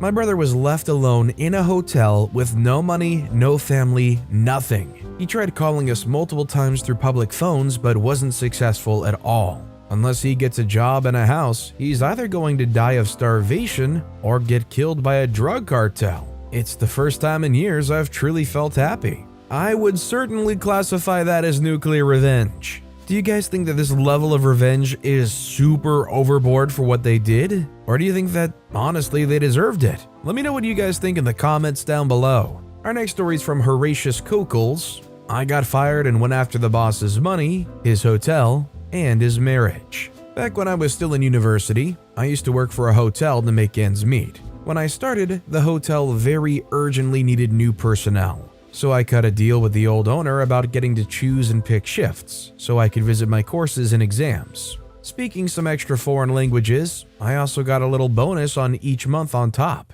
The old owner was a great guy. He owned multiple hotels, so I rarely saw him. But when he was in the house, he always made a point to have drinks with the staff, chat with us, and if we were free, he even invited those on the front desk to fancy restaurants who weren't on shift. Fast forward, I'd worked in the hotel for a few years now and was nearing the completion of my studies, so it wouldn't have been an eternity until I had to quit anyway, as I was of course more interested to work in my field of study. As part of my deal with the old owner, I mostly chose to work night shifts, allowing me to visit my courses at university during the day. To make up for my privileges, I had picked up the habit of doing some extra work in the dead of night other shifts would normally have to do, when I on contrast could have sat around and stared at the walls. People were grateful for the help in the beginning, and we became a rather tight-knit group. But over time, people rotated in and out. When the old owner retired and his jerk of a son took over the business as the new owner, I already feared the worst. The new owner didn't like me very much. I never found out the exact reason for that one. I was at that point nearly the sole veteran left from when I started. Among the tasks I'd taken on was doing light clerical tasks to ease the manager's job in the morning. For that, I generally had to use the manager's network account. One night while doing my lists, I logged into the manager's account and emailed to do my job. Then I saw an email with my name in the subject line. I know it's not nice to snoop, but of course, I read it. Turns out the new owner wanted to get rid of me. I still had my old employee contract with the business for foreign language abilities and was allowed by my contract to pick and choose shifts. I can only assume that these privileges are what made the new owner hate me. No idea if he had other reasons, because to be honest, these seem very weak to me. But he couldn't fire me without cause. On top of that, I would be owed severance if fired. And generally, there weren't enough bodies in the shift rotation without me. Though the new owner didn't seem to understand that point, as the emails told me, I looked for more emails concerning me and found them. There was an email chain between some of the employees, the manager, and the new owner. I was, of course, not CC'd, as I was the hated topic. The employees didn't like me hogging the night shifts, because those paid better, and for every night you worked, you got paid the night bonus. The manager was the only one rather neutral on the matter and just curbed their enthusiasm to get rid of me as they needed me to be fully staffed. The new owner and my colleagues actively conspired to make a hostile work environment so I would quit of my own volition. I was furious. I thought about a variety of reactions, from egging their cars to burning down the hotel, but I settled on a less crazy method of revenge. I called my uncle at 2 a.m. asking for advice. My uncle's a lawyer, so for sake of proof, I forwarded myself all the emails. I made photos, printed them out, made copies, and filmed the whole deal just to be sure. My uncle told me to sit tight and see if things got worse, or if it was just a bluster. And so I gave it a few days, and things did take a turn. Snide remarks about my looks, clothing, and so on were only the tip of the iceberg. Some of the colleagues were just as professional as before. The conspirators always left extra work for me or pawned off crap duties they normally had to do on me. I always kept a spare shirt and suit at work just to have a change, which suddenly disappeared. One guy even started to threaten me with violence, but I kept clenching my butt cheeks. I wouldn't give them the satisfaction of saving on the severance or giving in. I'm a big boy after all. I did, however, stop doing any extra work I was not obligated to do, which in the end was the reason they used to fire me. They still had to pay me severance. The next day, my uncle, with bundled proof of the email and all documented harassment by my colleagues, served the hotel my lawsuit. It started with wrongful termination and ended with harassment. Reportedly, the manager went white as a sheet when he realized where the emails must have come from. The new owner had been on vacation and had to cancel his expensive vacation in France to deal with this. Their counsel advised them to settle, so I accepted my severance and a hefty bonus on top. Enough money to last me until the end of university without work. But that wasn't all of my revenge. I'd gone after the new owner's money, but in the next step, I went after the hotel. I had used all the spare time during night shifts alone to document every last violation of city, county, district, state, and federal law I could find. That went from minor things like some harmless mold under the kitchen sink to substantial violations like modifications to the building. The building was under a limited form of historical protection by federal law, on the ground of being built and inhabited by somewhat important historical figures a few hundred years back. So every renovation or change in floor plan needs to be signed off on by a committee, which can take ages. There's also a grant paid to the new owner by the government for keeping the building intact as is. So with my uncle's help, I sent documentation of every violation I could find to the corresponding agency. In 1 month, everything from health, building code, fire safety, to the finance and work police crawled over the hotel. In the end, it was the building and fire inspectors that shut that place down. The new owner had done substantial renovations to the top floor luxury apartments, which he had used when he was in town.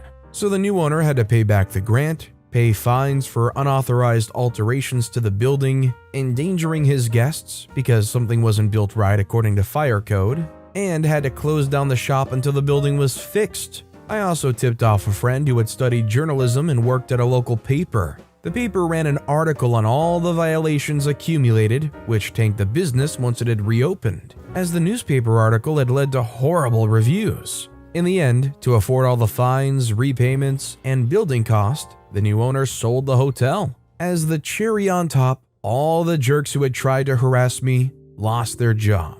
Granted, the people who didn't do anything to me lost their jobs too, but didn't do anything to stand up for me or help me either, so I don't feel too much remorse. And the revenge cherry on top was that the new owner, whenever he was in town, used to bring home escorts, which in my country is not illegal, but he was married. It took some doing to get that information to the new owner's wife, but one of my former colleagues, who had quit before this had all happened, had her email. So I let her know what the new owner was up to when he was out of town.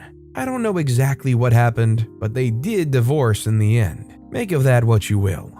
Honestly, this is a pretty impressive nuclear revenge. Like, you can tell OP did a lot of work, did a lot of research, but also had a little bit of luck too, stumbling into all those incriminating emails. By the way, if you're enjoying these stories, make sure to hit those like and subscribe buttons down below so you never miss any of my daily videos. Every video has awesome stories, like our next story from an anonymous poster, an Australian pilot enacts revenge against the Germans in World War II. Clive Caldwell, Australian pilot, he wound up in a British RAF squadron flying a P-40 Tomahawk, one of the first units in the world to fly one. Clive had trouble mastering the skill of gunnery deflection. He developed a training technique known as shadow shooting. You shoot at the shadow of your own aircraft. This was later adopted by the Desert Air Force. Now on to the revenge. On July 4th, 1941, Clive watched a German pilot kill his close friend, Donald Munro, as he was parachuting to the ground.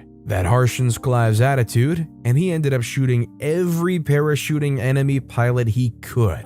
This earned him the nickname Clive Killer Caldwell. Clive shot down 28.5 aircraft and had an ace in a day. He nearly killed one of Germany's most famous aces, Lieutenant Werner Schroer. Listen, all I know is if I'm out there on the actual battlefield flying my plane around, I see my friend parachuting to the ground, and that happens to my own friend, it would make me get very sour too. What Clive did wasn't really right, but it's hard to blame him. And our final story of the day is by Drumhead, entitled Lady's Porsche Loses Tires. Okay, so this story took place back when I was in Florida in the early 90s. It does involve an act of vandalism that's connected to revenge. Hopefully it won't be removed, and hopefully it'll count as nuclear revenge. Anyway, South Florida was devastated by Hurricane Andrew.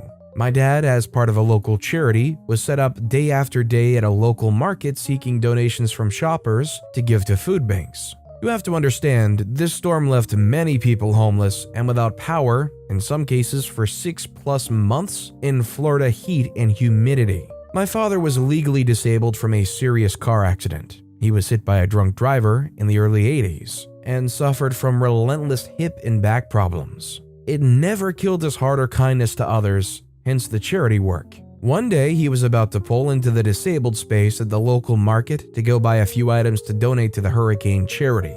Right before he's about to pull in, this lady pulls into the space in the shiny red Porsche. My dad parks behind her and says, "Excuse me, ma'am, I was about to pull in there," and also points to his disabled placard in the window. She says to him, "You don't look disabled," and proceeds to walk into the store. For anyone who has a relative who uses a disabled space, you know the frustration of this situation and the anger one feels. My dad, seemingly unfazed, waits until she goes into the store and then gets out and snips the valve stems on all 4 tires, flattening but not destroying all of them. He then pulls into another space not far away and just waits. About 15 minutes later, the lady comes out and is shrieking about her car being vandalized. My dad's far enough away so she can't see him, but he can hear everything. She calls the police. Big mistake. She files a report for vandalism, and the police give her a ticket for being parked in the disabled space with no placard. About $250 at the time. The cops leave and she calls a tow truck. As the car's being loaded onto the truck, my dad pulls up and says to her, "You don't look disabled, but your car sure is," and then drives off. My dad could be a nice guy, and a pure savage when he needed to be. Well, what OP's father did here was absolutely not right, but despite that, there's something about this story that you can't help leaving it without a smile on your face. My dad's side of the family doesn't play around. For a little bit of background, this is a story that's been confirmed as absolutely 100% true and has always been shared in whispers whenever I was lucky enough to hear it. I live in a predominantly Mexican family, and my dad's side is the Mexican side. Our cast for this nuclear feature: Jorge is cousin/server, Arabella is cousin sister, M is mobsters, Jack is the D-bag lady hitter. It begins in the 1950s Midwest in a larger city. Jorge was working for a decently classy restaurant that the mob used to frequent due to its supposedly stellar food. Now, this was back in the day when the mobs used to run the cities with their protections and whatnot, so seeing suited up Tonys in the street wasn't the most abnormal thing. Every time the mob came in to eat, Jorge had them at a table in no time. They were waited on hand and foot and nothing less. Jorge made sure they were fully supported throughout the meal and entertained with conversation. Now, somewhere along these lines, the mobsters noticed how much Jorge was busting his balls and gave him a favor card with a number on it. They said if anything goes down and he needs help, He is to call the number on the card and tell them what's going on, and that the situation will get taken care of. In the meanwhile, Arabella had started dating Jack H, and everything was lovey-dovey at first. Short time later, Jorge started noticing Arabella getting more and more distant emotionally, and always coming with new bruises and marks and silly excuses for them. Jorge then starts questioning Arabella about what the situation is, and eventually Arabella breaks down and reveals Jack H is the one laying his hands on her so much. Jorge didn't like this. Jorge didn't like this at all. So when he was alright and riled up, all he had to do was make one phone call. He told them everything he knew. According to Jorge, Jack H was picked up in a van somewhere off the street, beaten halfway to death, and then left on the side of a highway a ways away from town. TLDR, don't mess with the sister of a guy who's trusted by the mob to serve them food. I mean, you just gotta tell me 1950s Midwest in a larger city, and I already believe you. If you were serving these guys and they gave you a card like that, would you ever actually consider using it? Or would that be the kind of thing you tuck away and just try to forget about? Let me know in the comments down below. By the way, if you enjoy these stories, make sure to hit those like and subscribe buttons down below so you never miss any of my daily videos. Our next story is from Anonymous Survivor. 5 years later, the nuclear revenge on an abusive predator is so sweet. Backstory, trigger warning, I was adopted as a child from South Korea into an American family, and was abused in many ways. I won't go into exact details here, but my background led me into the relationship the story is about. I didn't learn what a good and loving relationship should be like, and wasn't able to recognize being groomed as a late teen by a much older man. Enter jerk/predator psychotic narcissist, AP for short, not one of the family but came along after I left the abusive home. These happenings took place over the course of the following 15 years after I left the abusive home. He was 32 and I was not quite 19 yet. I'm now 38. I ended up being whisked away from the only real family I knew, cis mom and dad, no blood relation, but I was their unofficially adopted daughter, to California. From the beginning, I noticed some things were off when I was being groomed, but didn't know how to recognize the signs of grooming.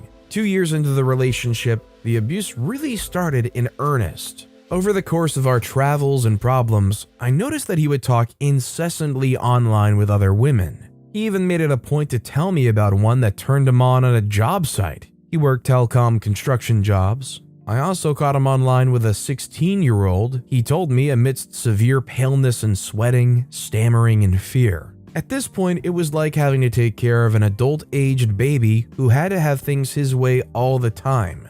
I enjoyed when he left for weeks on end, sometimes months for work. It meant that I didn't have to deal with his butt all the time. Just to clarify why I say it's like taking care of an adult-aged baby, he would literally poop himself and drip it all over the floor on his way to the bathroom and then make me clean it up.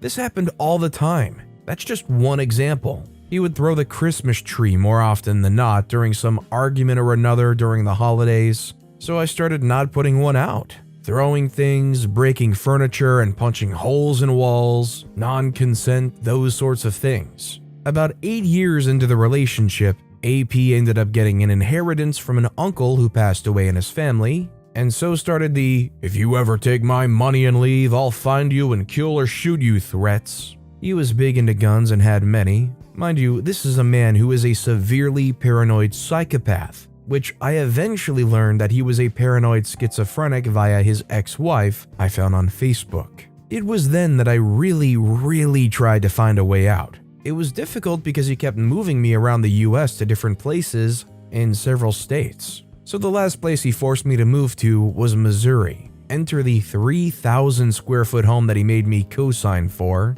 I hated it. I had to keep it spotless, which also meant running after AP constantly, picking up around him and cleaning. I was also working part-time and doing college full-time. The problems got worse at this point, as this is about the time I found him online with the 16-year-old minor. This is when it really dawned on me that he was grooming someone else. He would also force me to talk to his then current girlfriend whenever she called at the time too.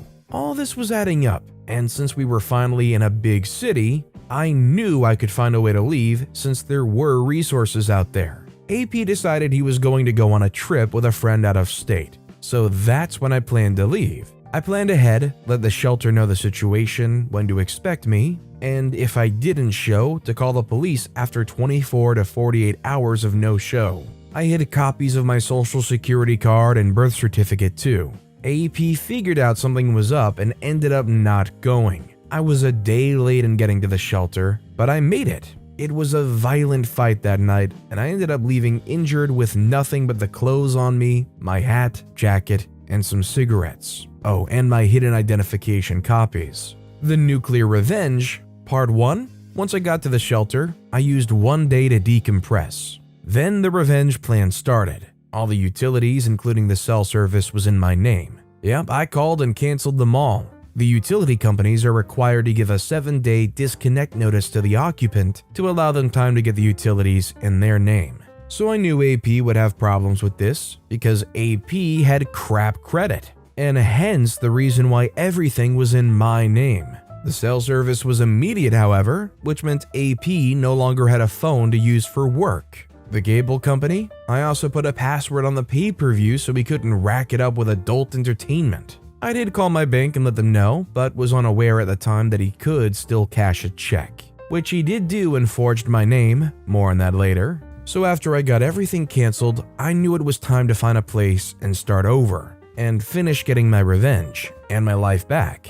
Luckily I had a friend, later husband, we'll call him H, in Ohio who offered me a place to stay. I used my last paycheck to grab a bus ticket and hightailed it out of there. Part 2. Once I arrived in Ohio and settled in, I started taking stock of my options. H is a retired law enforcement / military / doctor / martial arts practitioner. So much there that he's done, but it comes in handy later too in more ways than one. He helped me to figure out my options, letting me know our local laws and helping me in finding the right type of attorney to help me. He also helped me in documenting everything that AP decided to do once he figured out where I had gone.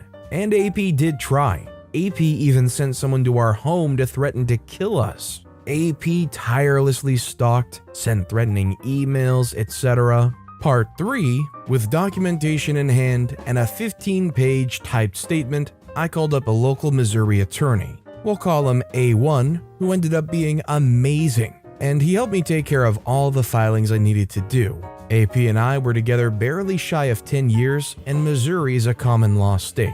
I had to go through a legal separation to sever everything we had in Missouri. A1 ended up getting me an excellent judgment against him, as well as a warrant for his arrest for that county. The documentation of his erratic, threatening behaviors still continued. Part 4. AP was so scared that he ran away. He ran back to California and ended up getting married.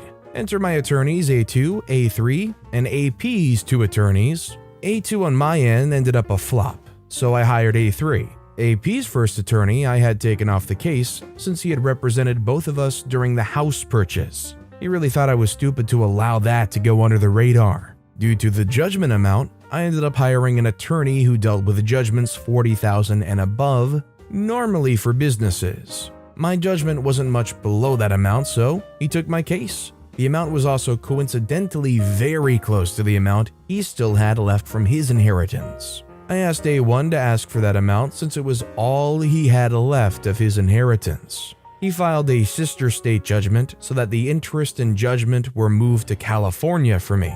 A3 got AP's second attorney to drop him since they were colleagues at one point. AP no longer had any legal representation and tried to represent himself from this point on. And boy, did AP make a fool of himself trying to represent himself. Part 5. Enter my private investigator, later on turned friend, that A1 recommended, PI for short. He enjoyed that chase because of the situation behind it.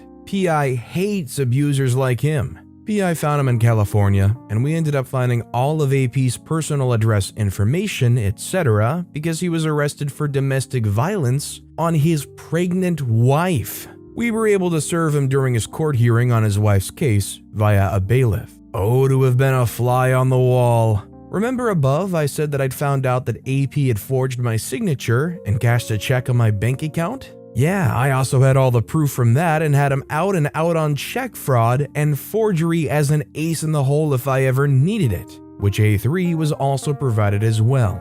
The last act, with all the proof in my hand, AP also knew I had him on check fraud and forgery should the need arise. The judgments and the warrants, a second warrant was about to be issued in California on him as well from me and A3, he finally offered to settle. In the end, I still got the same amount of my judgment plus court costs. He never realized that that was what I was aiming for. He always said if I ever took his money and left him, he would find me and kill or shoot me. I still got his money, and he never did do that. It took 5 years, but darn if I wasn't going to fight tooth and nail to nail this jerk for what he put me through. It was amazing being able to nail him with some sweet nuclear revenge for 10 years of grief. Between myself, H, and A3, he was so scared that he wouldn't even go into A3's office to hand over the payment for the settlement. He made someone else do it. H and I took his money, renovated our home, bought H a pickup truck, me a replacement Honda Pilot since AP stole mine before, some other miscellaneous things that AP would have hated,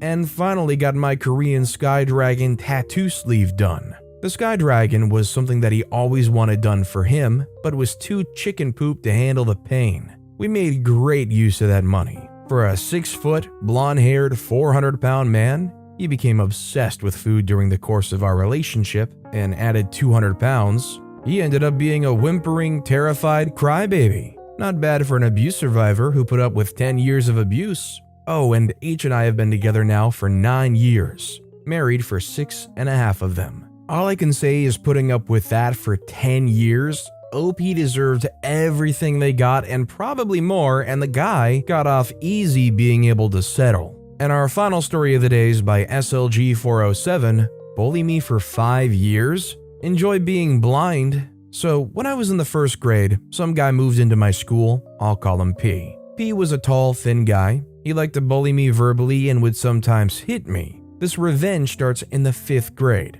I've always had anger issues, so when I got angry, it was extreme. And sometimes it would take up to 5 teachers to hold me down. So after P did a particularly tick move on me, I snapped. But this time, it was different. I let the rage build up inside me, and when class ended, I waited for him to bully me a little bit more. After a while, he shoved me to the ground. I got up and looked at him with the most rage I've ever had, and I punched his face. But I missed and hit his eye so hard, his retina detached. He then proceeded to fall to the ground crying, and I got suspended for a week, but didn't get in too much trouble because the school considered it self-defense. His retina got damaged when the surgeon tried to reattach it. He's now blind in one eye. Well, I'm not going to say that this kid necessarily deserved to go and lose eyesight in one eye, but if that sure as heck isn't one learning lesson about being a bully, I don't know what would get through to them.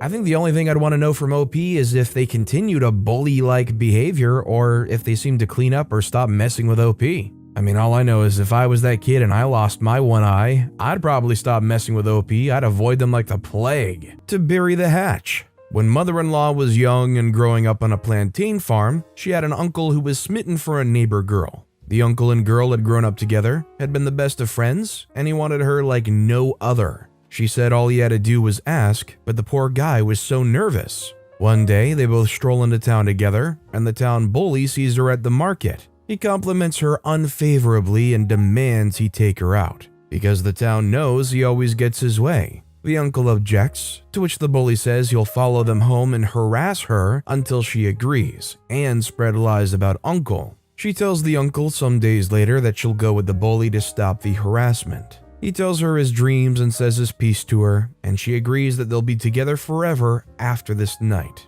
She goes that night and is never seen alive again. A week later, news comes out that parts of the missing girl are found in a local pig pen. About the same time, rumors of the bully being involved are circulating. Bully neither denies nor admits doing it. An investigation is opened. The bully seems to have numerous airtight alibis, is let go but closely watched. Uncle confronts the town bully about where she might be. Bully said he didn't know, but invites Uncle to a card game that coming weekend to bury the hatchet about all this. and Uncle agrees. The rest of the week, he hears rumors of the bully bragging that he was involved. He tells his family the news, and they were very saddened. His mother advises him against any revenge, but says that she would stand by any decision. He drives to the card game, wins a decent amount, and offers to take the bully out on the town since Uncle had the money now. Bully gets wasted, starts passing out in Uncle's car, and proceeds to talk incoherently about the girl's disappearance.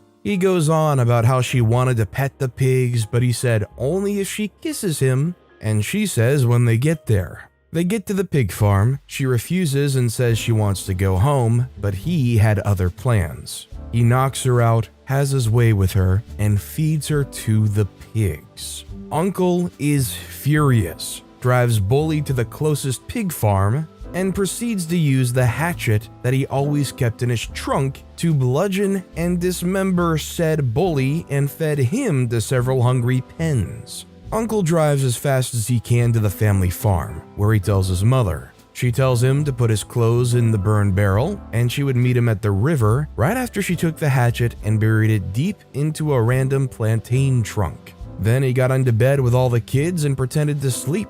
That night, the police came knocking and asked to speak with Uncle, as he was last seen with the bully. They said the bully was found the same way the girl had been, knew of Uncle's affection, and wanted to know if he had been involved. His mother tells him that he came straight home right after the card game and said the community could vouch for him because he was part of the paranda. They left empty-handed but opened an investigation the following week. Uncle was questioned, the local community was questioned, but Uncle had numerous airtight alibis. So it turns out, even some guy in Larry's that Uncle never met. Considering people who have never even met Uncle were willing to vouch for them and try to give them an alibi, do you think that this bully deserved what happened to them? Especially with what the bully did to the neighbor girl? Let me know what you guys think in the comments down below. Our next story is from Accurate Chain 8581. I built a 15-foot wall to tell my neighbor that I was upset. This is not my story but my dad's, and he tends to get funny acts of revenge, so I'll be posting a lot from now on. A little about him: whenever someone upsets him, he never shouts and never gets angry, but gets crazy revenge. So on with the story. About 12 years ago, he bought a piece of land on the outskirts of a major city, and well, he had plans, but at that time, not the funds, so it was just a piece of land. And 6 years after buying the land, some people bought the land next to it and built a house there. And where I live, it's currently not possible to get a water pipe directly to your house. So every evening a tractor came hooked with a tank to give you water to bathe and other stuff. So after the construction was done, a family moved in and started getting water from the tanker, and around that same time, my father planted 2 mango trees on our property. That evening when my father came to water the plants a bit, he noticed they were destroyed.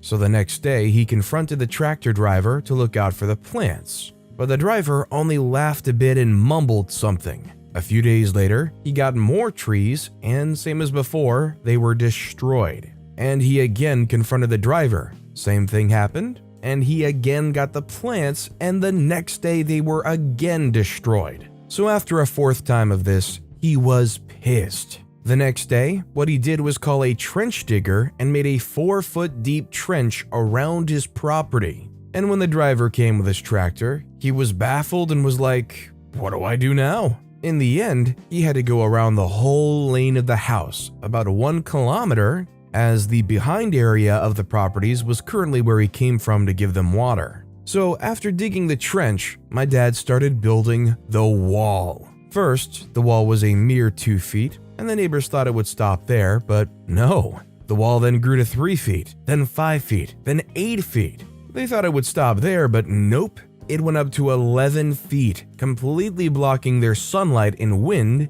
Then my father bought 3 dogs, 2 bullies and a Tibetan Mastiff, though he later bought 2 huskies who howl every single night, and then he planted some trees, which were a bit short but growing. So in the end, my neighbors do not have access to sunlight, fresh air, or a good night's sleep just because they messed with my dad. I mean, I feel this is completely fair game. So to clarify, the neighbors were going to the tanker every single day and trampling over OP's father's plants. First of all, they were trespassing to get to the tanker, and not only were they trespassing, they were damaging property. So I think it's more than fair game for OP's father to build up their defenses to prevent being terrorized by their own neighbors. Also, I hope that the mango trees were able to grow after that point because mangoes are delicious and I hope they were able to enjoy some. By the way, if you're enjoying these stories, make sure to hit those like and subscribe buttons down below so you never miss any of my daily videos. Every single video has awesome stories, like our next story from Hannibal von Manstein, High School Athletics versus Broken Blood Vessels. Here, dear readers, another Conte of my school years. I'm in the end of grade 10, and the wrestling season is drawing to a close. We set the scene at the city championships where the bronze medal qualifier is about to take place. Hannibal, myself, an entitled wrestler are fighting for the bronze medal of the 90 kilogram, 198 pounds weight class. Both are in grade 10. The winner will not only get the medal, but the chance to advance to the regional competition held in a few weeks. Being very evenly pitched as the same height, weight, and age, etc., I very slowly gain points on entitled wrestler. Then, within 30 seconds to spare, entitled wrestler pulls a reversal on the ground. To spare the details, the score at the end was 7 for Hannibal and 4 for entitled wrestler. However, the incompetent referee was either a relative or an acquaintance. I never found out, but I suspect. Incompetent referee says I'm pinned after the bell is rung, giving entitled wrestler the win, even though I was ahead on points, wasn't pinned, and the timer had clearly ran out. I am infuriated to the point of saying a profane word that rhymes with hockey puck, to which the incompetent referee tells me, "No swearing on the mats, young man," all the while enduring a self-righteous smile from both him and the entitled wrestler who stole my victory. Nearly all my self-control was needed not to punch incompetent referee full power in the throat. I am livid for days, as my wrestling season has just ended.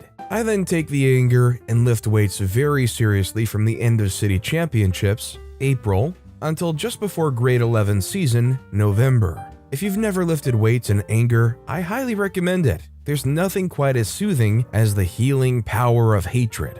I pushed the extra reps out knowing next year I would embarrass him every time our schools would duel.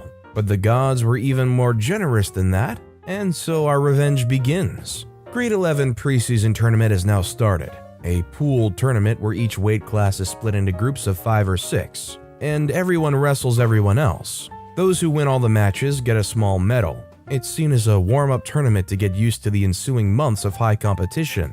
Entitled wrestlers in my pool. After the national anthem and the head referee welcoming and wishing good luck to all the competitors over the PA system, entitled wrestler approaches. He then says to me with the most arrogant smile he could muster, "Hey, you go to high school name, don't you?" "Yeah, I remember you. I beat you at Cities last year." The hubris was over the top, as the same incompetent referee is running the mat we're on. With my loose-fitted shirt on, he can't tell I've been working out thinking about punishing him for the past 7 months. I smile and say, "Yeah, close match," with the zen of knowing all that work will now pay off. Our names are called by the incompetent referee. I remove my shirt, and the difference is literally night and day. He looks exactly the same condition. He looks nervous. After the formality of shaking hands, the whistle blows. Due to the now excessive upper body strength difference, his defense crumbles and I've scored a 1-point takedown. It was literally me grabbing both his shoulders and throwing him down. The move, although not an officially named move, was described by a close friend and teammate in the 68 kilogram class as like a cop arresting a suspect, bro. This took all of 8 seconds. I'm on his back thinking of a good way to pin him, and the cradle comes to mind. I execute the cradle, and he's been pinned in under 12 seconds. Hannibal wins. The incompetent referee does not give me the pin. He slowly counts to 5, then gives me another point for holding. His plan was to have entitled wrestler break my grip from the cradle, making me arm tired, thus allowing him to win via scoring back the 2 points he was now down. And aside to the cradle, it's a move where you grab around someone's knee and over their neck, holding the leg to the chest. This makes it near impossible to avoid being turned onto the back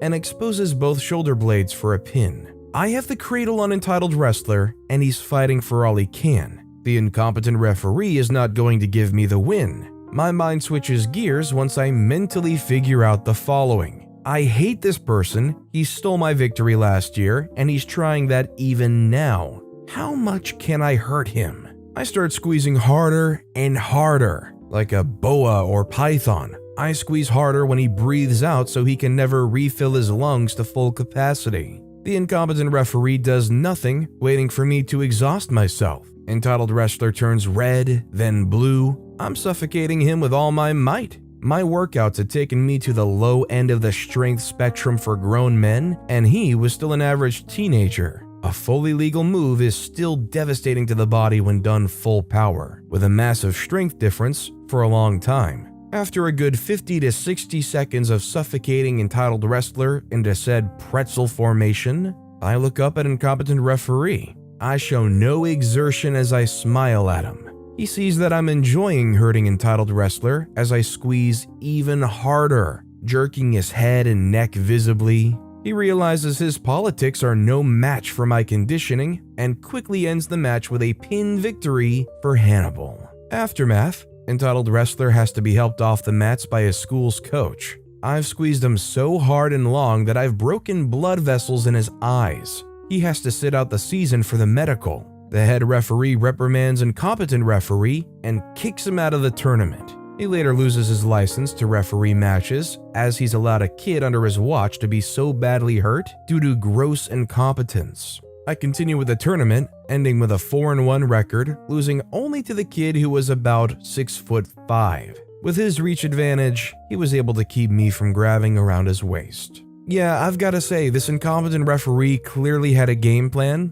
and honestly it works out well if you're refereeing a match that's actually fairly ranked, but in this free-for-all format where somebody like OP who can be like hulked out goes up against entitled wrestler who is not quite nearly as hulked out, you can't really count on entitled wrestler being able to hold their own long enough to create a scenario where they could win. If you're outmatched the way you are like OP was against entitled wrestler here in the second match, you're probably going to end up pinned in submission. And our final story of the day is by Mitchell80. A man murdered my stepaunt. His body was never found. To start, this story is going to be a short story. This isn't my story, but my stepdad's. He didn't go into much detail, so I can't. He's gone nearly 20 years now, so I can't ask for any. This story occurs in the 1950s when he was a teenager in a small town in Michigan, USA. My stepdad had a younger sister, and one night, she went on her very first date ever with this guy she really liked from school.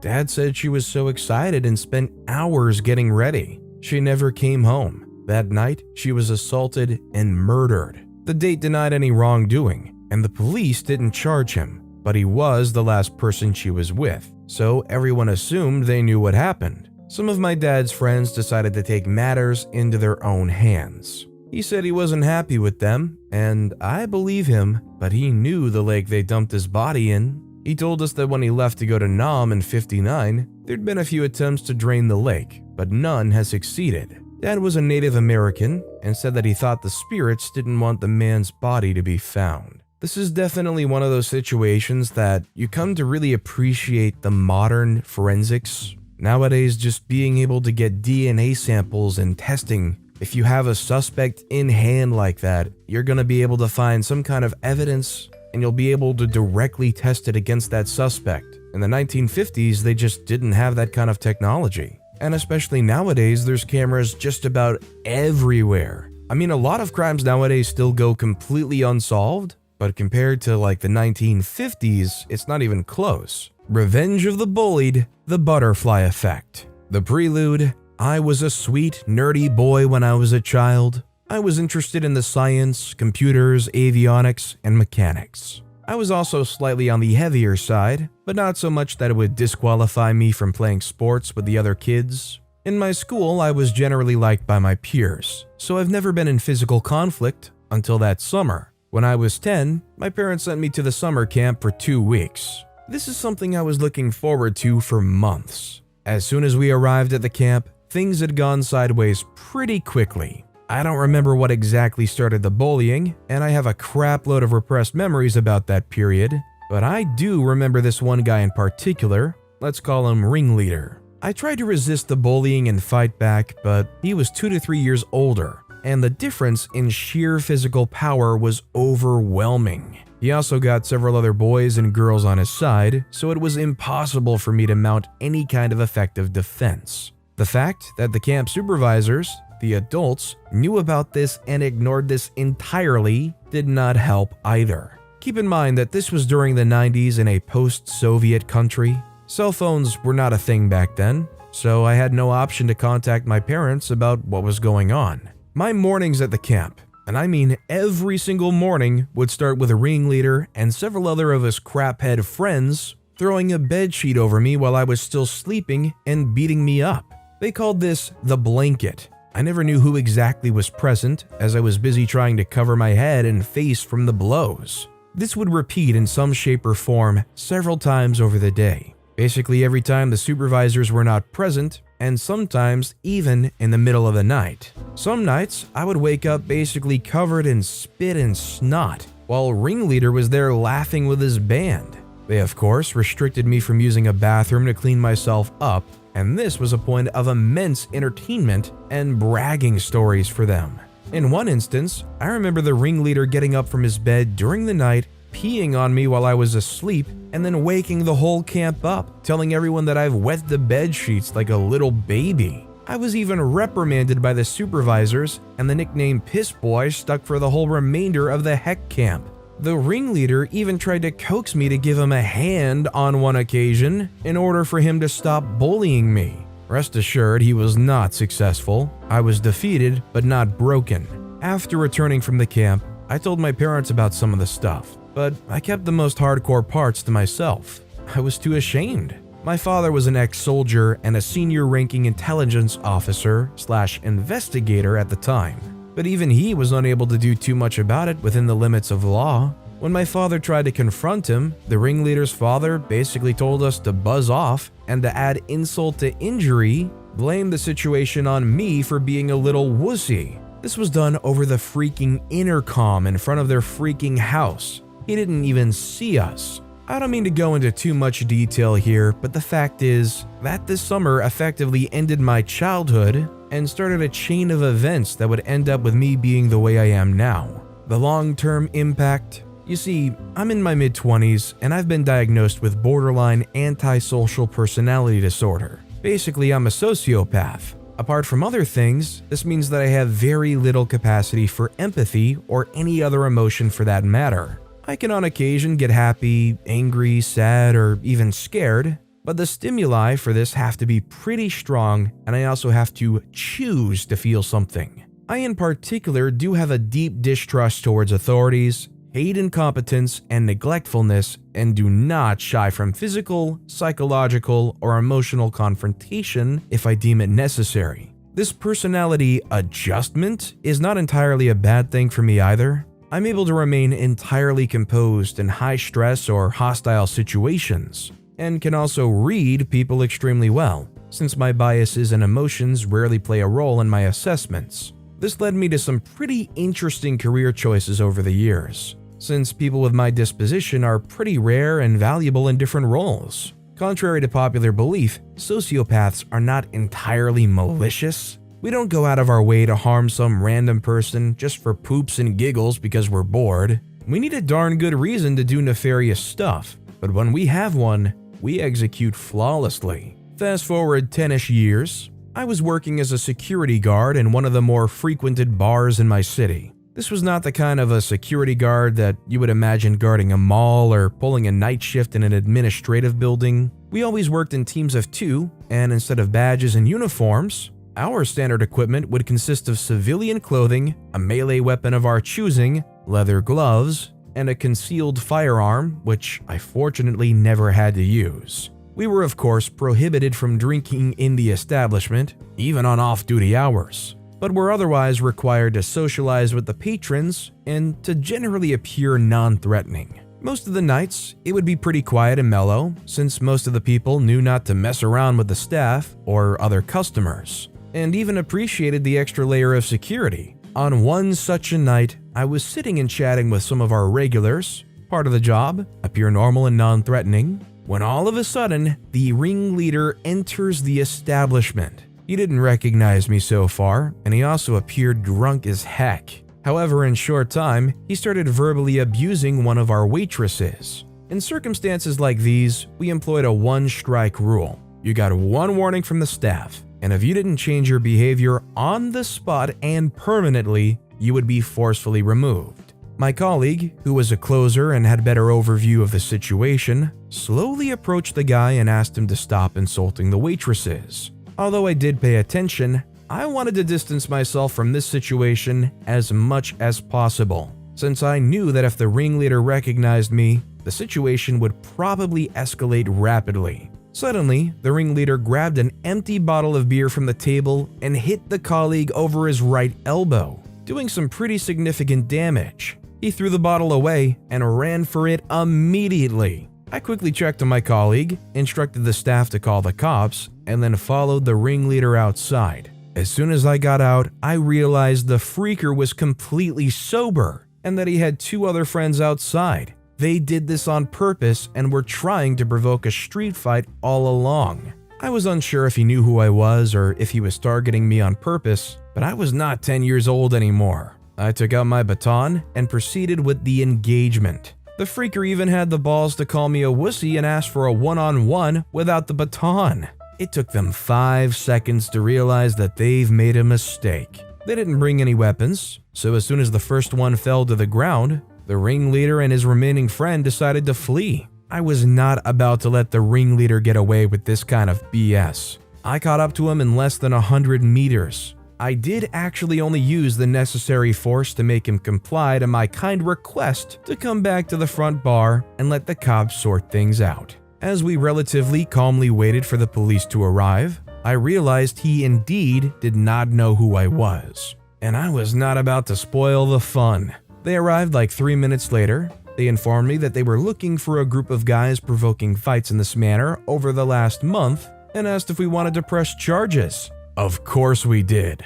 My colleague, who almost got his elbow shattered, was unable to attend work for several months. His friend that I had to put down in front of the bar even tried to press charges against the establishment, but it was quickly dismissed as reasonable self-defense, since there was no lasting damage. I assume my name must have come up during the proceeding, but the ringleader never connected the dots between myself as a 10-year-old boy and my new self. The best part? The ringleader was already up for sexual assault charges, and while arresting the ringleader, the kind officers even found drugs on the dumb idiot. It was just a small amount of ganja, but you could get served with some serious time just for that back then.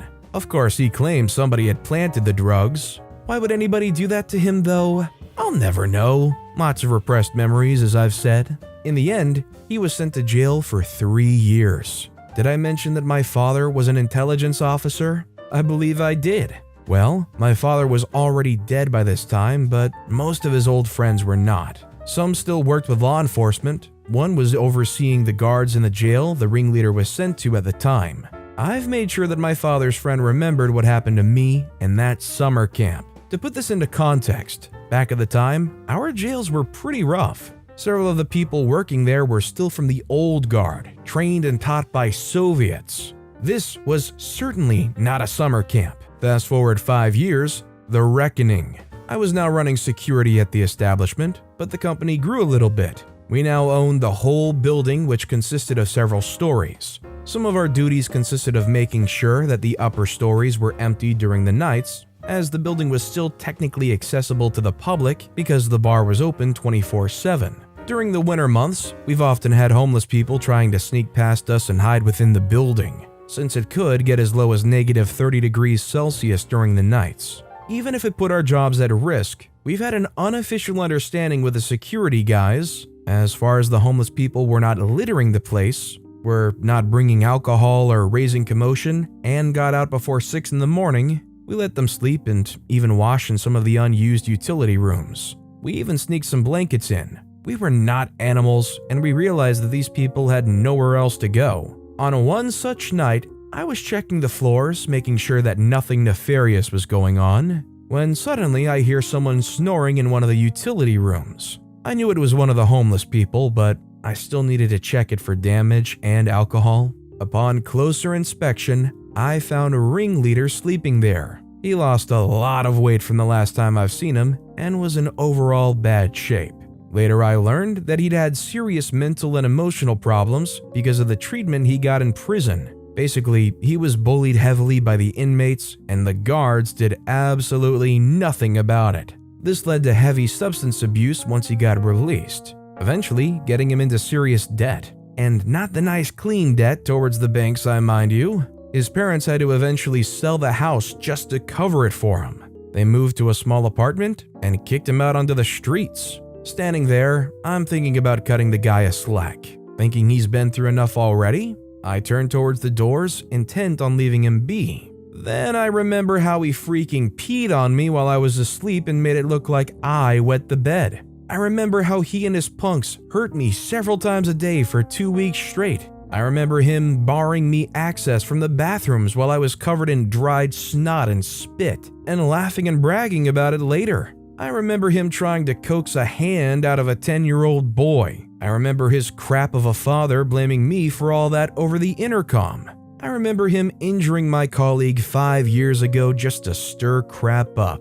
I think about the girl he tried to assault, the sex assault charges. I break. I put my gloves on and drag the guy by his neck out into the freezing cold. I can clearly see he doesn't fully comprehend what is happening to him, still half asleep. Once outside, he starts to freaking beg. He's trying to appeal to my sense of humanity. Then he gets angry. I quickly reaffirm that he's in no position to be aggressive towards me or anyone else, and remind him not to make the same mistake he made 5 years ago. Then he remembers. He says, You got me into the jail 5 years ago. I say, you got there yourself, pal. He says, why are you doing this to me? I say, I don't know. I'm just a horrible kind of person. I genuinely enjoy this. He says, what have I ever done to you? I say, nothing really. I would stop, but you'd have to give me a hand first. This gives him a pause. Now I can almost see him connecting the dots in his stupid little head. The wheels are crunching for a while. He then wants to say something, but I see that he realized. He realized everything. He opens his mouth, but not an iota comes out. He simply turns on his heel and takes on into the freezing night. Later that night, I let all the security guards know that he's the one who assaulted our guy some years ago, and that he's not to be allowed to stay anywhere near the building under any circumstances. The aftermath, I'm now working in an entirely different field in a different company. I'm a head of IT in an R&D branch, but are often invited to lead negotiations by other department heads, particularly the more problematic and hostile kind, the kind where customers try to renegotiate prices after our part of the contract is fulfilled or refuse to pay for services or work done at all. My particular talents come in pretty handy in these situations. I know how it sounds, but this is all within legal means. It's just that my crappy country has pretty crappy judicial systems and virtually zero protection against customers screwing contractors or providers after they finish the job or deliver the product. Our company is currently entering a deal to acquire a small business providing various recreation services, including running summer camps for children. As far as I can tell, some of the employees have been working there for more than 20 years. Ringleader survived the winter. He lost some fingers due to frostbite, but nothing major. I still sometimes see him around the city, and it always puts a smile on my face. I make a point of giving the poor guy some cash each time I meet him, since I know he'll inevitably spend it on drugs and booze. Considering everything that went on here, everything OP did, everything this guy did, and everything that guy had happen to him, was that enough revenge for this guy in his life after all he did? Was that enough karma? Or do you think being homeless, roaming the city, losing fingers to frostbite? Do you think he deserved even worse than that? Let me know what you guys think in the comments down below. But with that being said, psychopathic bully gets his head crushed in by one of his victims. This story is from my grandfather and takes place sometime around 1942 in a small town in Idaho. His memory's bad and so is mine, so take most details with a grain of salt. My grandpa was always a tough person, even when he was a child. A bit of a jerk even, but this was the 40s and people were different back then. He was also a small child and that attracted a lot of bullies. There was one bully, however, who was worse than most. His brothers would usually back him up, but this kid came along after his older brothers moved to a different school and left him with his younger siblings. This was the 1940s, so the bully got away with absolutely psychopathic levels of beatings, and he would sometimes involve friends to beat him in a gang. Great-grandfather wouldn't do anything, and he told him to be a man. So, he did. One day, Grandpa hid behind the corner of a building where he knew the bully passed every single day. When the jerk stepped past the corner, Grandpa swung a brick at his head as hard as he could. The kid's skull caved in. Grandpa described it as being like an ashtray, and he hit the ground. Grandpa can't remember if he died or just had severe brain damage, but nobody messed with Grandpa after that. If it was described as looking like an ashtray, I'm gonna say I would be very, very surprised if the person actually survived that. I mean, even in the 1940s, I'm kind of questioning how OP's grandpa got away with that. That must have been a real small town in Idaho. But with that being said, that's all the time we have for today. Now, if you want to hear another revenge story that was even more insane than the ones in this video, click on that left video. Or if you missed my latest video, click on the right. But with that said, I'll see you all next time for some more stories.